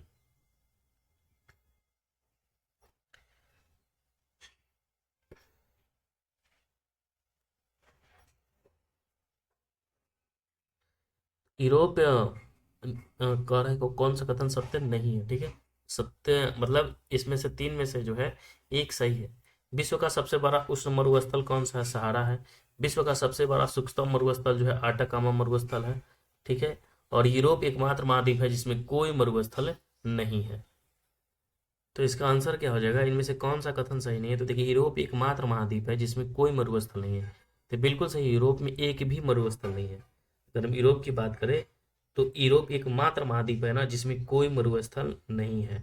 अगर सेकंड क्या कर रहा है कि विश्व का सबसे शुष्कतम मरुस्थल कौन सा है, तो विश्व का सबसे ज्यादा सूखा मरुस्थल जो है हम बात करें तो वह है कौन, तो आटाकामा मरुस्थल, ठीक है, ये आटाकामा मरुस्थल ये भी सही है, सेकंड भी हमारा क्या है, तो सही है, ठीक है, यानी ये भी हमारा क्या है, बिल्कुल सही है, आटाकामा मरुस्थल जो है सबसे सूक्ष्म है, तो यही हमारा सही है। नेक्स्ट है कि विश्व का सबसे बड़ा उष्ण मरुस्थल की अगर हम बात करें तो उष्ण मरुस्थल जो है वो कौन सा है, तो सहारा है, ठीक है, ये तीन प्रश्न इससे बन गए, ये सही है। तो इनमें से बोला है कौन सा कथन सही नहीं है, तो इसका आंसर हो जाएगा डी। चलिए अगला क्वेश्चन हम लोग देख लेते हैं। निम्नलिखित में से कौन सा दर्रा जो है जम्मू कश्मीर में नहीं है, ठीक है, इनमें से कौन सा दर्रा जो है जम्मू कश्मीर नहीं है, तो देखिए काराकोरम दर्रा जम्मू कश्मीर में है, पीर पंजाल दर्रा जम्मू कश्मीर के है, बनिहाल दर्रा जम्मू कश्मीर में है, ये अघिल जो है ना वो जम्मू कश्मीर में नहीं, ठीक है, अघिल दर्रा और एक है जो जिला दर्रा, ठीक है, अघिल दर्रा और एक है जो जिला दर्रा, ठीक है, ये दोनों जो दर्रा है, जो जिला से आपको पता होगा कि ये कहाँ है, तो लद्दाख में है, ठीक है, कहाँ पे है, लद्दाख में है, तो ये ध्यान रखना है। अगला क्वेश्चन है कि सिंधु नदी की सबसे बड़ी सहायक नदी कौन सी है, ठीक है, हाँ, अगर बुरजिला भी पूछे तो जम्मू कश्मीर है, तो काराकोरम पीर पंजाल बनिहाल जम्मू कश्मीर है, और अघिल और जो जिला लद्दाख में है, ये ध्यान रखना है। नेक्स्ट है क्वेश्चन कि सिंधु नदी का सबसे बड़ी सहायक नदी कौन सी है, अब बताइए कि सिंधु नदी की अगर बात करें कि सबसे बड़ी सहायक नदी जो है झेलम है, रावी है कि चिनाब है, तो सिंधु नदी की सबसे बड़ी सहायक नदी जो है वो चिनाब नदी है। कौन सी नदी है, चिनाब नदी है, बाकी झेलम भी सहायक है, रावी भी है, व्यास भी है, लेकिन सबसे ज्यादा जो है चिनाब है, ठीक है, सहायक नदी, सबसे बड़ी सहायक नदी है चिनाब, ठीक है, ये भी ध्यान रखना है। और ये चंद्र तथा भागा से जो है उद्गम इसका होता है चिनाब नदी का। अगला क्वेश्चन है कि निम्नलिखित में से कौन सा कथन सत्य है। अब यहाँ पे स्टेटमेंट हमारा दिया हुआ है, भारत का सर्वाधिक लंबा राष्ट्रीय मार्ग जो है NH-44 है, बिल्कुल सही है, भारत का सबसे लंबा जो राष्ट्रीय मार्ग है वो NH-44 है, और NH-44 में ही जवाहर सुरंग स्थित है, बिल्कुल सही, NH-44 में ही जवाहर सुरंग है, स्थित है, ये भी ध्यान रखना है। आगे कह रहा है कि राष्ट्रीय राजमार्ग संपूर्ण देश के सड़कों की कुल लंबाई जो है वो कितना है, तो देखिए राष्ट्रीय राजमार्ग जो है ना संपूर्ण देश की सड़कों की कुल लंबाई का जो है कितना परसेंट है, 2% है, क्या ये सही है, तो बिल्कुल 2% है, पूरा का सड़क की लंबाई का मात्र 2% जो है राष्ट्रीय राजमार्ग की लंबाई है, यानी 1, 2, 3 तीनों आंसर सही, यानी इनमें से सभी इसका आंसर हो जाएगा। चलिए अगला क्वेश्चन हम लोग देख लेते हैं कि राष्ट्रीय पर्यावरण अभियांत्रिक शोध संस्थान नीरी की स्थापना कब हुई थी, ठीक है, तो नीरी की जो स्थापना हुई थी वो 1958 में हुई थी। कब हुई थी नीरी की स्थापना, 1958 में किया गया था नीरी की स्थापना, और कहाँ पे किया गया था, नीरी की स्थापना जो है नागपुर में किया गया था। नेक्स्ट है क्वेश्चन कि वन्य जीव अभ्यारण्य की सर्वाधिक संख्या कहाँ पे, बताना है कि सबसे ज्यादा जो वन्य जीव अभ्यारण्य है वो कहाँ पे है, महाराष्ट्र में है, अंडमान निकोबार में है, मध्य प्रदेश में कि गुजरात में है, तो ना महाराष्ट्र में है, ना मध्य प्रदेश में है, और ना ही गुजरात में है, सबसे ज्यादा जो वन्य जीव अभ्यारण्य है वह है अंडमान निकोबार में। अगर बात की जाए कि भारत में जो है टोटल वन्य जीव अभ्यारण्य की संख्या कितनी है, तो 566 वन्य जीव अभ्यारण्य है, कितने हैं, तो 566 वन्य जीव अभ्यारण्य है, ठीक है, और सबसे ज्यादा जो संख्या में है वो है अंडमान निकोबार में। अगर यहाँ बात करें तो 96 जो है वन्य जीव अभ्यारण्य है, तो ये ध्यान रखना है, 566 में जो है ना 96 वन्य जीव अभ्यारण्य कहाँ पे है, यानी लगभग जो है 100 के आसपास जो है सबसे अधिक वन्य जीव अभ्यारण्य कहाँ पे, अंडमान निकोबार द्वीप समूह में है, तो ये ध्यान रखना है। चलिए आगे क्वेश्चन हम लोग देख लेते हैं कि जीवित मानव शरीर में सबसे कम मात्रा में पाए जाने वाला तत्व कौन सा है। जीवित मानव शरीर में सबसे कम मात्रा में पाए जाने वाला अगर हम तत्व की बात करें, सबसे कौन है भाई, तो वो है कैल्शियम है, तो कैल्शियम जो है बहुमात्रा में पाया जाता है, लेकिन यहाँ क्वेश्चन क्या कर रहा है कि सबसे कम मात्रा में पाए जाने वाला, तो ठीक है, तो जीवित मानव शरीर में सबसे कम मात्रा में पाया जाना लोहा भी पाया जाता है, ठीक है, पोटेशियम भी पाया जाता है, सबसे कम जो पाया जाता है वो है मैग्नीशियम, क्या है, तो मैग्नीशियम इसका आंसर हो जाएगा, मैग्नीशियम नहीं मैग्नीज, ठीक है, तो जीवित मानव शरीर में सबसे कम मात्रा में पाया जाने वाला तत्व कौन सा है, मैग्नीज है, ठीक है, और मैग्नीज का हम सभी जानते हैं इसका Mn लिखते हैं मैग्नीज को, ठीक है, लेकिन अगर पूछे कि सबसे अधिक क्या पाया जाता है, तो सबसे अधिक पाया जाता है कैल्शियम, ठीक है, ये भी ध्यान रखना है, सबसे कम पाया जाएगा मैग्नीज और सबसे अधिक हमारे शरीर में क्या पाया जाता है, तो कैल्शियम पाया जाता है, ठीक है, याद रखना है। अगर आपसे पूछे कि यौगिक का क्रम बताइए कि सबसे कौन सा यौगिक सबसे अधिक, तो H2O जल सबसे अधिक पाया जाता है हमारे शरीर में। फिर प्रोटीन पाया जाता है, ये भी ध्यान रखना है, प्रोटीन पाया जाता है, ठीक है। फिर पूछे तो वसा पाया जाता है, और फिर जो है कार्बोहाइड्रेट पाया जाता है, फिर कार्बोहाइड्रेट पाया जाता है। तो अगर ये हमारा क्या है, यौगिक है, ठीक है। तो तत्व पूछे तो सबसे अधिक कैल्शियम पाया जाता है, ठीक है। पूरा हड्डी जो होता है हम लोगों का क्या होता है, कैल्शियम का ही बना होता है, तो कैल्शियम सबसे अधिक पाया जाता है, ठीक है। लोहा भी पाया जाता है और पोटेशियम भी, लेकिन सबसे कम मैग्नीज पाया जाता है। और अगर यौगिक में पूछे तो हाइड्रोजन ऑक्साइड यानी जल हो गया, H2O जल का सूत्र होता है, प्रोटीन और वसा पाया जाता है। नेक्स्ट हमारा है क्वेश्चन और कार्बोहाइड्रेट। उसके बाद इलेक्ट्रॉन की तरंग प्रकृति की खोज किसने की थी, तो डी ब्रोगली ने किया था, ठीक है। इलेक्ट्रॉन की तरंग प्रकृति की खोज जो किए थे वो किसने किया था, तो जो डी ब्रोगली है उन्होंने ही किया था, ये ध्यान रखना है। चलिए अगला क्वेश्चन हमारा है कि आधुनिक आवर्त सारणी के वर्ग में ऊपर से नीचे की ओर आने पर तत्वों के विद्युत ऋणात्मक पर क्या प्रभाव पड़ता है। आधुनिक आवर्त सारणी की अगर हम बात करें तो जब ऊपर से नीचे आइएगा, ठीक है, पीरियोडिक टेबल में क्या है, अगर ऊपर से नीचे आइएगा तो क्या होता है, घटता है, ठीक है। आधुनिक आवर्त सारणी में जो मोस्ले का है, आधुनिक आवर्त सारणी किसका है, मोस्ले का है, ये सभी जानते हैं कि मोस्ले साहब का है आधुनिक आवर्त सारणी, ये ध्यान रखना है, ठीक है, ये पूछता है। तो आधुनिक आवर्त सारणी जो है मोस्ले का है। तो आधुनिक जो पीरियोडिक टेबल है अगर ऊपर से नीचे आइएगा ना तो उसमें तत्वों की जो विद्युत ऋणात्मकता है वो क्या होता है, घटता है, सीधे याद रखिए। जब ऊपर से नीचे आइएगा तो क्या होगा, घटेगा, और नीचे से ऊपर जाइएगा तो क्या होगा, बढ़ेगा, ठीक है। तो ये क्या कर रहा है, तत्वों की जो है विद्युत ऋणात्मकता की बात कर रहा है, ये भी ध्यान रखना है, ठीक है। तत्वों की क्या कर रहा है, तो तत्वों की जो है विद्युत ऋणात्मकता की बात कर रहा है। तो तत्वों की विद्युत ऋणात्मकता ऊपर से नीचे आने पर घटता है और नीचे से ऊपर जाने पर क्या होता है, बढ़ता है। उसी प्रकार आपसे पूछेगा ना कि ऊपर से नीचे जाने पर परमाणु का आकार क्या होता है, तो देखिए परमाणु आकार पूछे कि ऊपर से नीचे जाने पर क्या होता है, तो ऊपर से नीचे जाने पर परमाणु आकार क्या होता है, बढ़ता है, क्या होता है, बढ़ता है, गेन करता है। अगर विद्युत ऋणात्मकता की बात करें कि ऊपर से नीचे जाने पर क्या होता है, तो ऊपर से नीचे जाने पर विद्युत ऋणात्मकता जो होता है वो क्या होता है, तो बढ़ता है, ये भी ध्यान रखना है।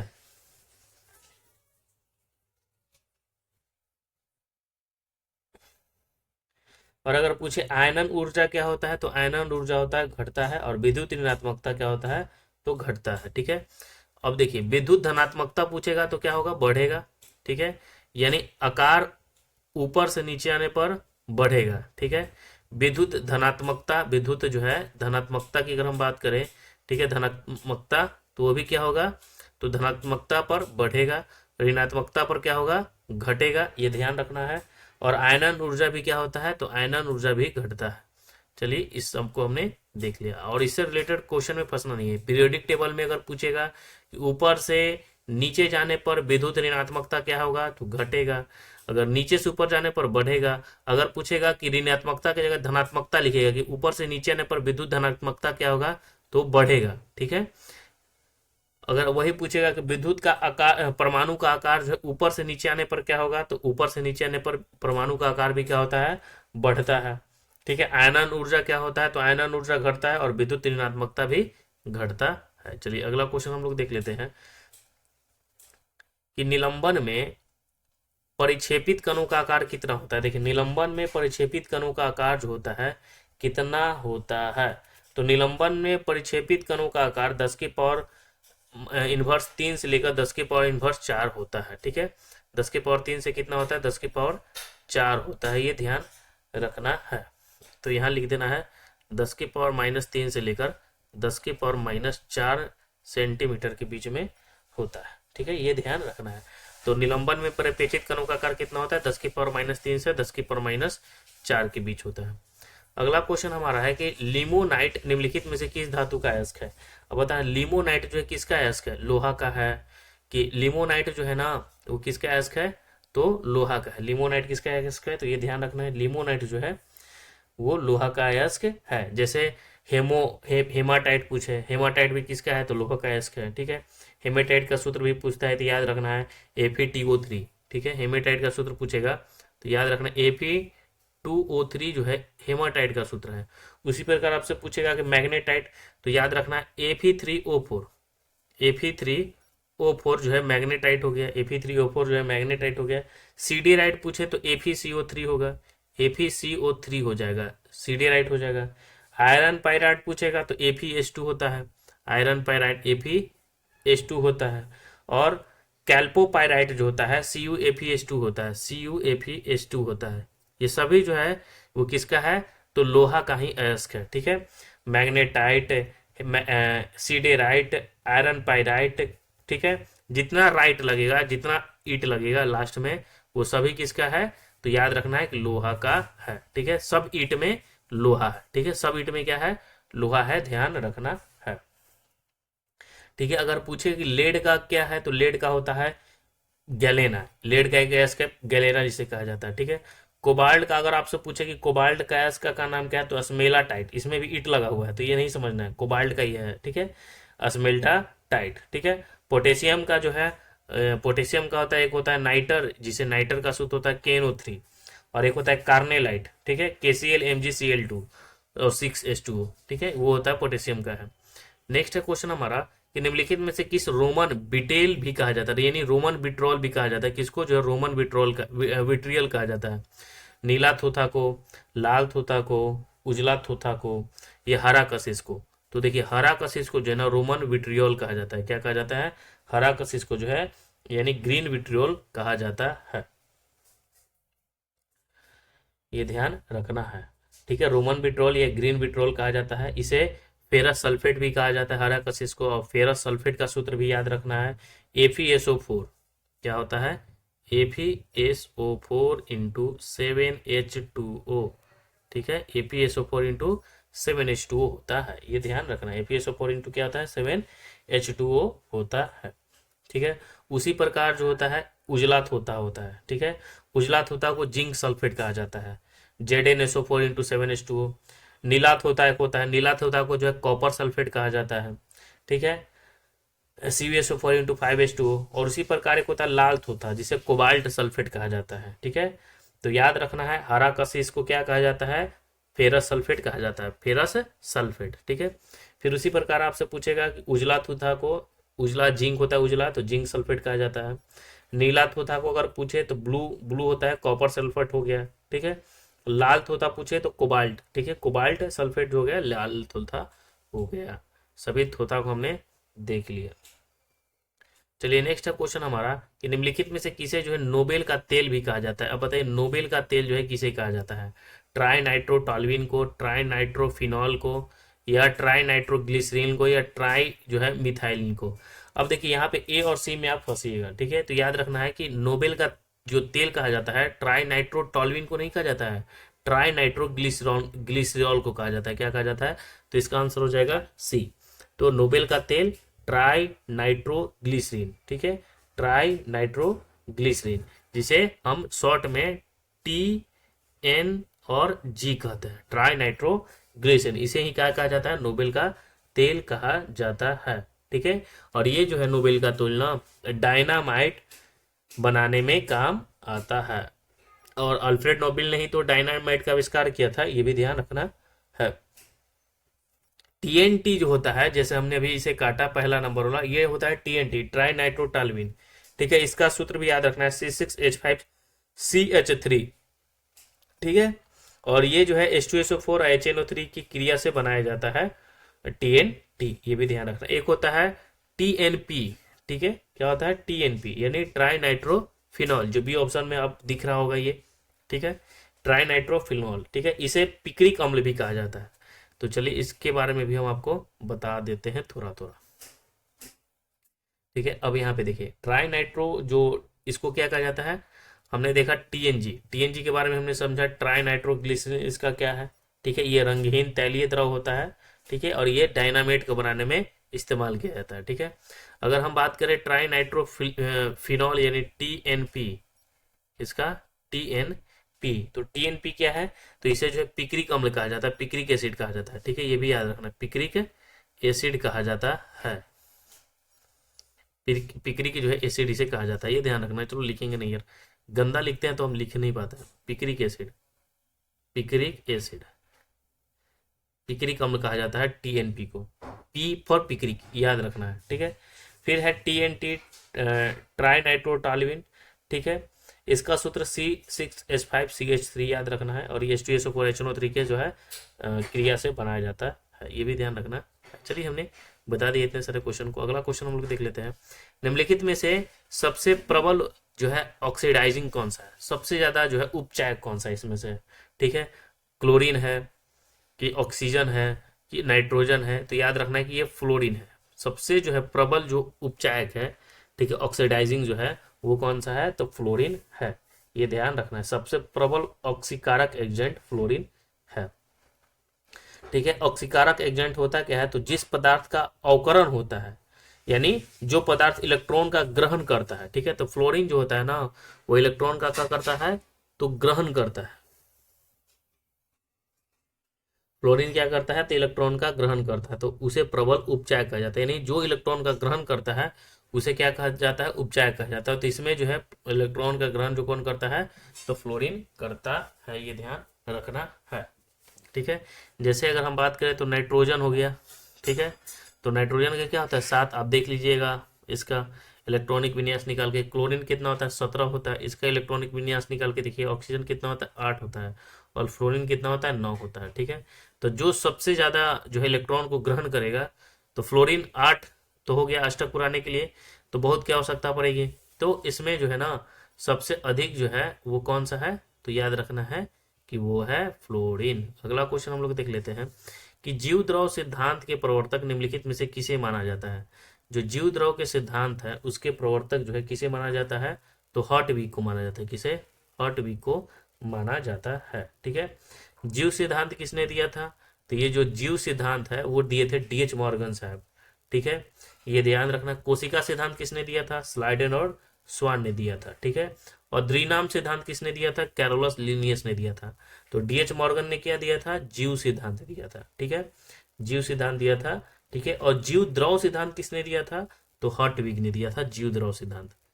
जीव सिद्धांत एक जीव द्रव सिद्धांत, ये इन्होंने क्या दिया था, जीव द्रव सिद्धांत, जीव द्रव सिद्धांत, ठीक है।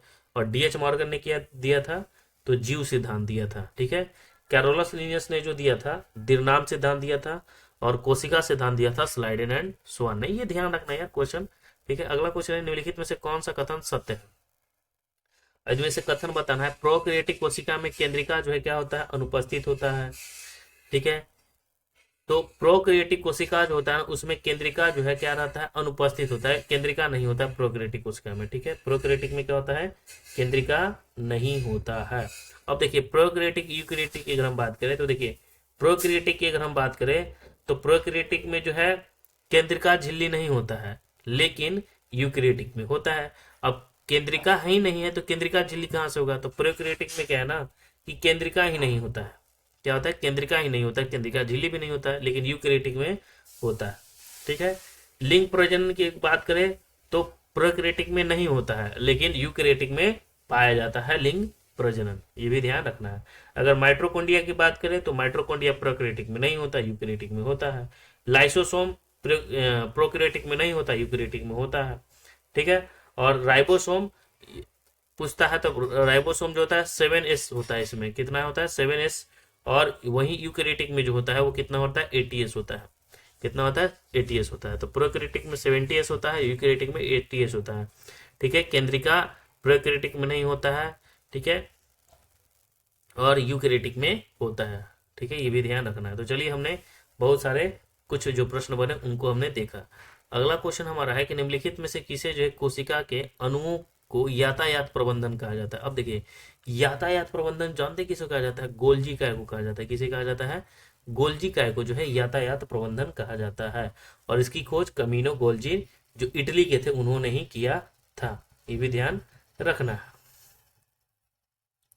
अगला क्वेश्चन हमारा है कि जीन के अनुवांशिक विचारधारा के अनुसार जीन के कार्य की इकाई को क्या कहा जाता है।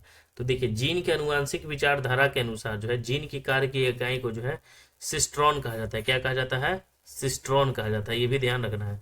तो जीन के अनुवांशिकी विचारधारा के अनुसार जीन के जो कार्य की इकाई को जो है सिस्ट्रॉन कहा जाता है, ठीक है। और जीन की आनुवंशिक विचारधारा जो है किसने दिया था, तो 1956 में दिए थे, जिसका नाम था कार एक बेंज कार के, आप देखे हैं नाम सुनोगे तो बेंजर साहब दिए थे, ठीक है। किसने दिया था, बेंजर, एस बेंजर साहब दिए थे, ठीक है, ये ध्यान रखना है। अब देखिए यहाँ पे जो म्यूटॉन है, आपको दिख रहा होगा म्यूटॉन, ये म्यूटॉन क्या है, तो म्यूटॉन जो मेरे भाई है वो जो है म्यूटॉन ना, वो उत्परिवर्तन की इकाई को म्यूट्रॉन कहा जाता है, ठीक है। और रेकॉन आपको दिख रहा होगा, रेकॉन जो है वो पुनः संयोजन की इकाई है रेकॉन, ठीक है। अब देखिए कुछ पूछेगा कि मानव शरीर में कितने प्रकार के अमीनो एसिड पाया जाता है, तो 20 प्रकार की जो है अमीनो एसिड पाया जाता है, ये भी ध्यान रखना है। अगला क्वेश्चन हमारा है कि जीव द्रव में कार्बनिक तथा अकार्बनिक यौगिक के अनुपात को क्या कहा जाता है। अब देखिए जीव द्रव में कार्बनिक और अकार्बनिक का अनुपात जो होता है 11 81 19 78 22 या 22 78, तो होता है 19 81, क्या होता है 19 81। तो जीव द्रव में कार्बनिक तथा अकार्बनिक यौगिक का अनुपात जो होता है वो कितना होता है, तो 19 81 होता है। अगला क्वेश्चन है कि नींबू में जो लिटिल लीफ नामक बीमारी होता है वो किसकी वजह से होता है, ठीक है। तो देखिए नींबू में जो लिटिल नामक बीमारी होता है वो जस्ता, बोरॉन और मैग्नीज की वजह से नहीं, तांबा की वजह से होता है। किसकी वजह से होता है, तो तांबा के वजह से होता है, ठीक है। आम में, बैगन में, धान में, ये सब में लिटिल लीफ जो होता है ना वो जस्ता के सॉरी तांबा के कारण ही होता है।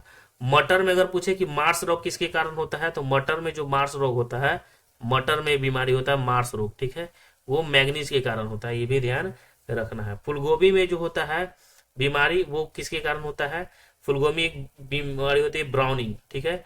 तो ब्राउनिंग जो बीमारी होती है वो ब्रोन के कारण होता है, किसके कारण होता है, तो ब्रोन के कारण होता है। और लीची में एक पत्ती का जलना होता है, जिसे पोटेशियम के कारण होता है, लीची में पत्तियों का जलना। चलिए अगला क्वेश्चन है, निम्नलिखित में से किस संघ की सभी जंतु खारे जल में पाए जाते हैं। किसमें जो है सभी जंतु जो है खारे जल में पाए जाते हैं, खारे फेरा, संघ प्रोटोजोआ, संघ सिलेंट्रेडा या संघ जो है प्लेटी हेल्थमीज। तो याद रखना है कि संघ जो पेरीफेरा है ना, संघ पेरीफेरा, इसके सभी जंतु जो है खारे जल में पाए जाते हैं। अगला क्वेश्चन हमारा है कि मेढक निम्नलिखित में से किस वर्ग का प्राणी है। अब बताना है कि मेढक जो है किस वर्ग का प्राणी है। अगर मेढक की बात करें तो मेढक जो है एम्फीबिया वर्ग का प्राणी है। मेढक किसका है, तो एम्फीबिया वर्ग का प्राणी है। किसका है, मेढक जो है एम्फीबिया वर्ग का प्राणी है। चलिए अगला क्वेश्चन हम लोग देख लेते हैं, निम्नलिखित में से किस पादप हार्मोन के छिड़काव से बृहत आकार के फल तथा फूल का उत्पादन किया जाता है। ठीक है, क्वेश्चन क्या कर रहा है कि निम्नलिखित में से किस पादप हार्मोन के छिड़काव से बृहत आकार के फल तथा फूल का जो है उत्पादन किया जाता है। तो ये ध्यान रखना है कि जिबरलिंस के कारण, किसके कारण होता है, तो जिबरलिंस के कारण होता है। तो किस पादप हार्मोन के कारण छिड़काव से बृहत आकार का फल और फूल, तो जिबरलिंस के कारण होता है। ठीक है, याद रखना है। और जिबरलिंस जो होता है पादप हार्मोन के कवक से निकाले जाते हैं। ठीक है, और ये हार्मोन जो होता है बौने पौधों को क्या कर देता है, लंबा कर देता है, जिबरलिंस, ये भी ध्यान रखना है। अगला क्वेश्चन हम लोग देख लेते हैं कि पौधे में प्रकाश संश्लेषण के संबंध में निम्नलिखित में से कौन सा कथन जो है सत्य है। अब देखिए प्रकाश संश्लेषण के संबंध में बताना है कि कौन सा कथन जो है सत्य है।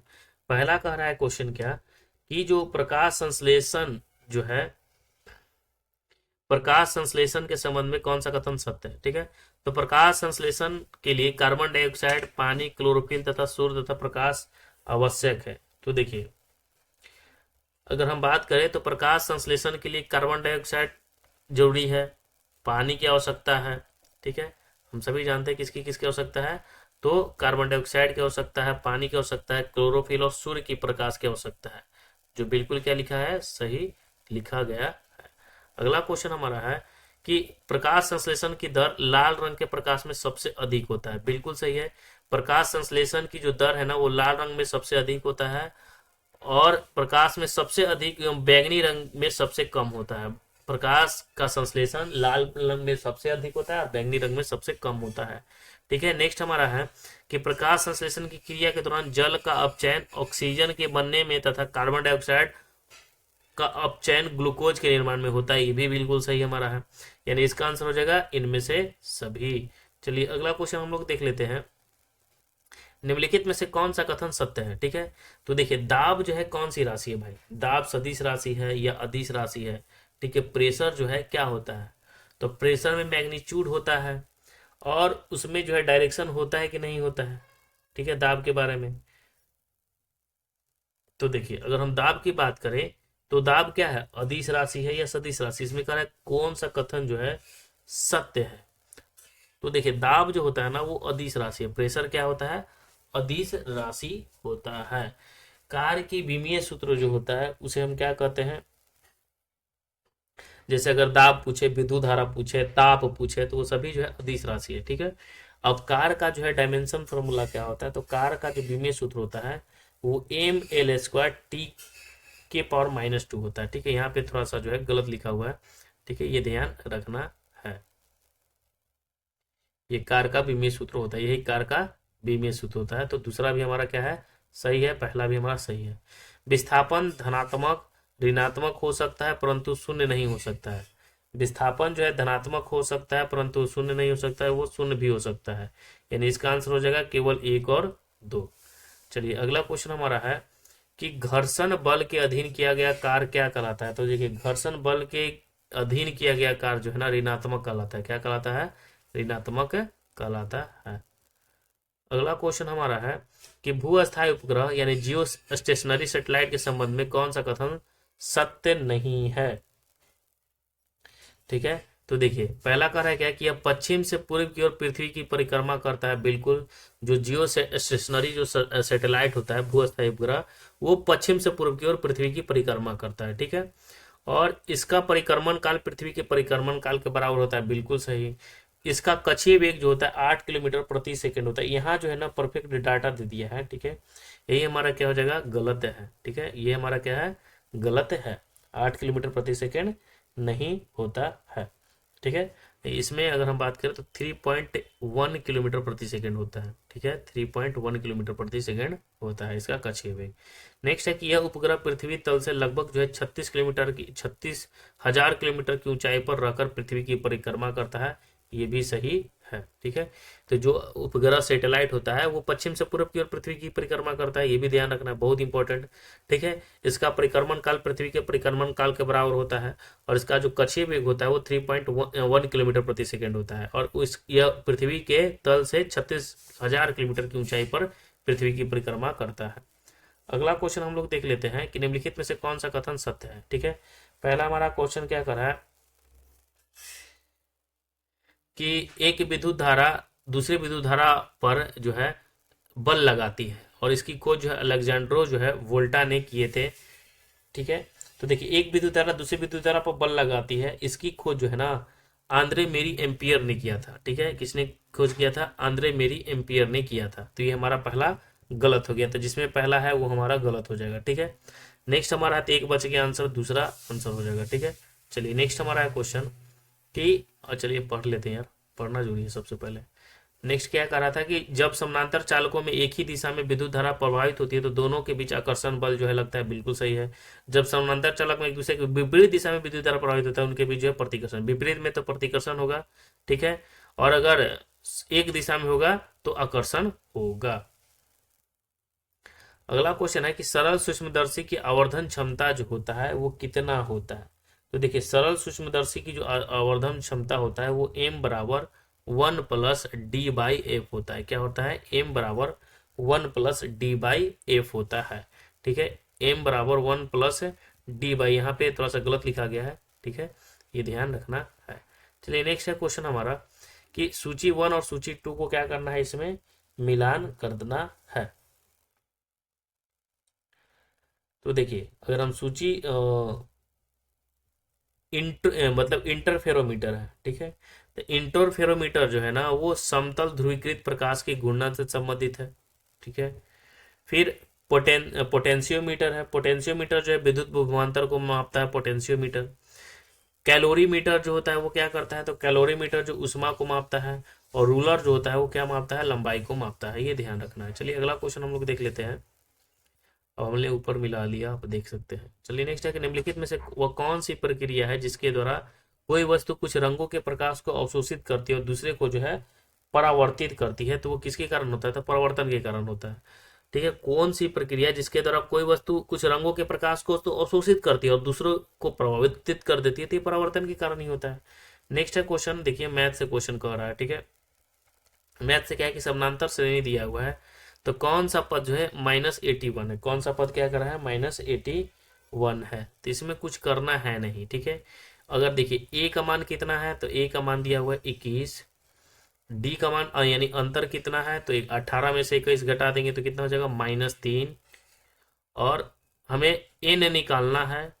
ठीक है, और एन दिया हुआ है कितना -18, और हम सभी जानते हैं कि एन बराबर क्या होता है, तो एन सॉरी यहाँ 18 है, 81 है, 81 एन बराबर क्या होता है, तो एन बराबर होता है, तो एन का मान होता है -81 बराबर ए का मान ए प्लस एन -1 इंटू डी का मान है -3। अब इसको सॉल्व करना है, देखिए -81 में से -21 जाएगा तो इसको जोड़ देंगे, तो 100 कितना हो जाएगा 2।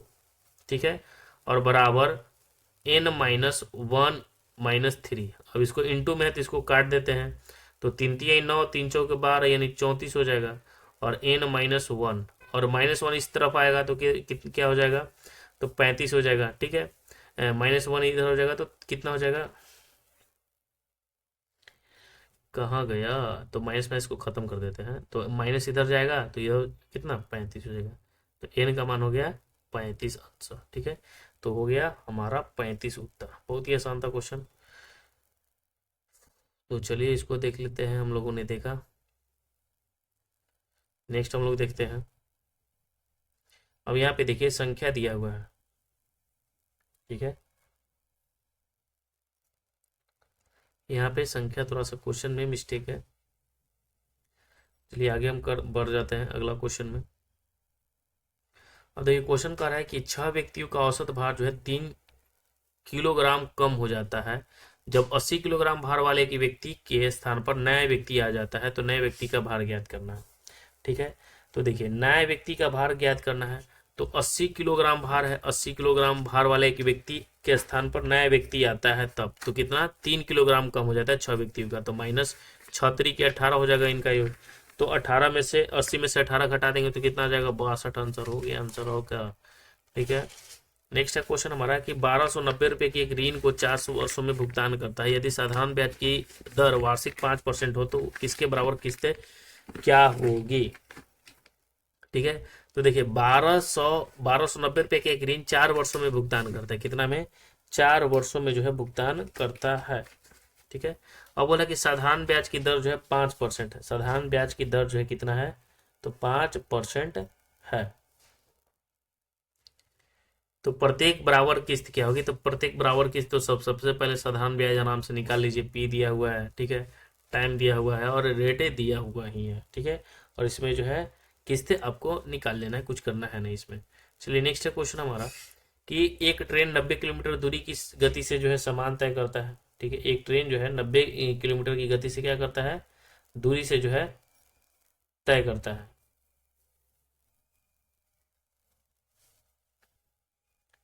ठीक है, और यदि 15 किलोमीटर प्रति घंटा, कितना बोल रहा है कि यदि जो है 15 किलोमीटर प्रति घंटा बढ़ा दी जाए तो समय 30 मिनट में कम लगता है, तो ट्रेन की वास्तविक गति ज्ञात करना है। तो मान लेते हैं कि ट्रेन की वास्तविक गति जो है x किलोमीटर प्रति घंटा है, कितना है x मान लेते हैं। ठीक है, तो हम सभी जानते हैं कि अगर मान लेते हैं कि स्पीड जो है कितना है, अरे यार जैसे हम बेसिक से बताते हैं, स्पीड जो है मान लेते हैं कितना है x किलोमीटर प्रति घंटा है। ठीक है, x किलोमीटर प्रति घंटा है। अब बोल रहा है प्रश्न से हम मान लेते हैं, तो कितना हो जाएगा दूरी। ठीक है, दूरी कितना है 90। ठीक है, और इसमें बोल रहा है कि 15 किलोमीटर प्रति घंटा की वृद्धि हो जाती है, तो पहले x था तो 15 की वृद्धि हो गई, यानी x प्लस कितना हो गया 15 हो जाएगा। ठीक है, तो इसको हम लिख सकते हैं बराबर में 90/x लिख सकते हैं, और माइनस इसको हम क्या लिख सकते हैं 30/6, 30 बाई कितना लिख सकते हैं, इसको 60 लिख सकते हैं, क्योंकि फिर 30 मिनट कम लगता है ना। तो 90 - x में हम क्या कर देंगे, 30 मिनट कम लग रहा है तो 30 मिनट हम क्या कर देंगे घटा देंगे, 30 मिनट को घंटा में बदल कर, तो बस इसको अब सॉल्व कर देना, हमारा आंसर हमें मिल जाएगा। ठीक है,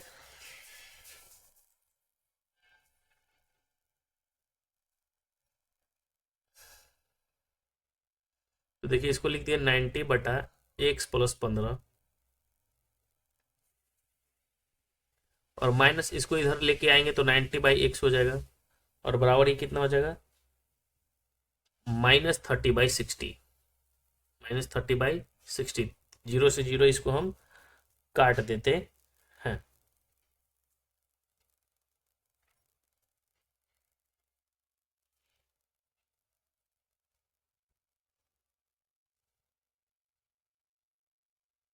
या इसको काटते नहीं, इसको रहने देते हैं, ठीक है।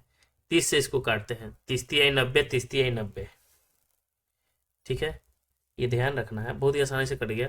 अब देख लीजिए इसको आगे हम स्टेप में क्या करते हैं कि अब ये तो 30 कट गया, तो 3 कितना हो जाएगा, x+15, और माइनस इसको भी क्या लिख देंगे, 3/x, और ये बराबर कितना हो जाएगा, -1/60 हो गया। अब इसको सॉल्व कर लेंगे, एलसीएम निकालेंगे तो कितना हो जाएगा, x इंटू इतना हमारा करना पड़ा, इतना हम नहीं करते हैं, चलिए हम बता देते हैं बेसिक से। कितना हो जाएगा, x प्लस है 15, x इंटू x+15 हो जाएगा एलसीएम इसका। तो ऊपर लिखेंगे कितना, 3x माइनस 3x और माइनस जो है 45 बराबर -1/60, ठीक है। ये भी ध्यान रखना है।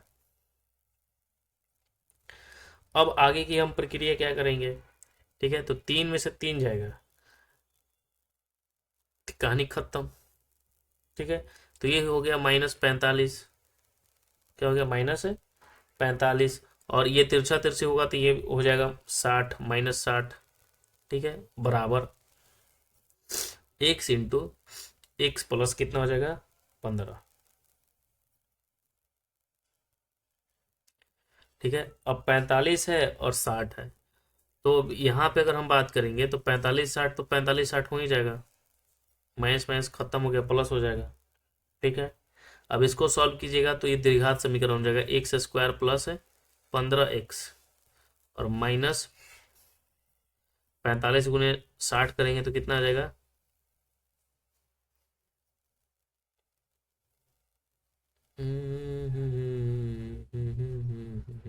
2700। अब इसका जो हम x का मान निकालेंगे, तो x का मान निकालेंगे तो इसको तोड़ेंगे 45 में 60 से, और 45 में 60 से घटाएंगे तो 15 आएगा, तो यानी एक x का मान आएगा 60, एक का x मान आएगा 45, तो इसको करने की जरूरत नहीं है, ठीक है। तो ए वो x का मान 45 आ गया, तो 45 ले लेते हैं, हो गया आंसर हमारा। ऑप्शन में क्या है, 45 है, 60 तो है नहीं, और ए वो x का मान अगर हम तोड़ेंगे गुणनखंड निकालेंगे तो 60 आएगा, ठीक है। तो x और 60 आएगा, तो x एक ही मान है, 45 दिया हुआ है, तो 45 इसका आंसर हो जाएगा। तो चलिए हमने समाप्त किया, ये हमारा जो है फुल सेट था बिहार दरोगा का, हमने कंप्लीट किया। ऐसे हम लोग रोजाना मिलेंगे, तो वीडियो को लाइक और चैनल को सब्सक्राइब कर लीजिएगा। जय हिंद, राम राम।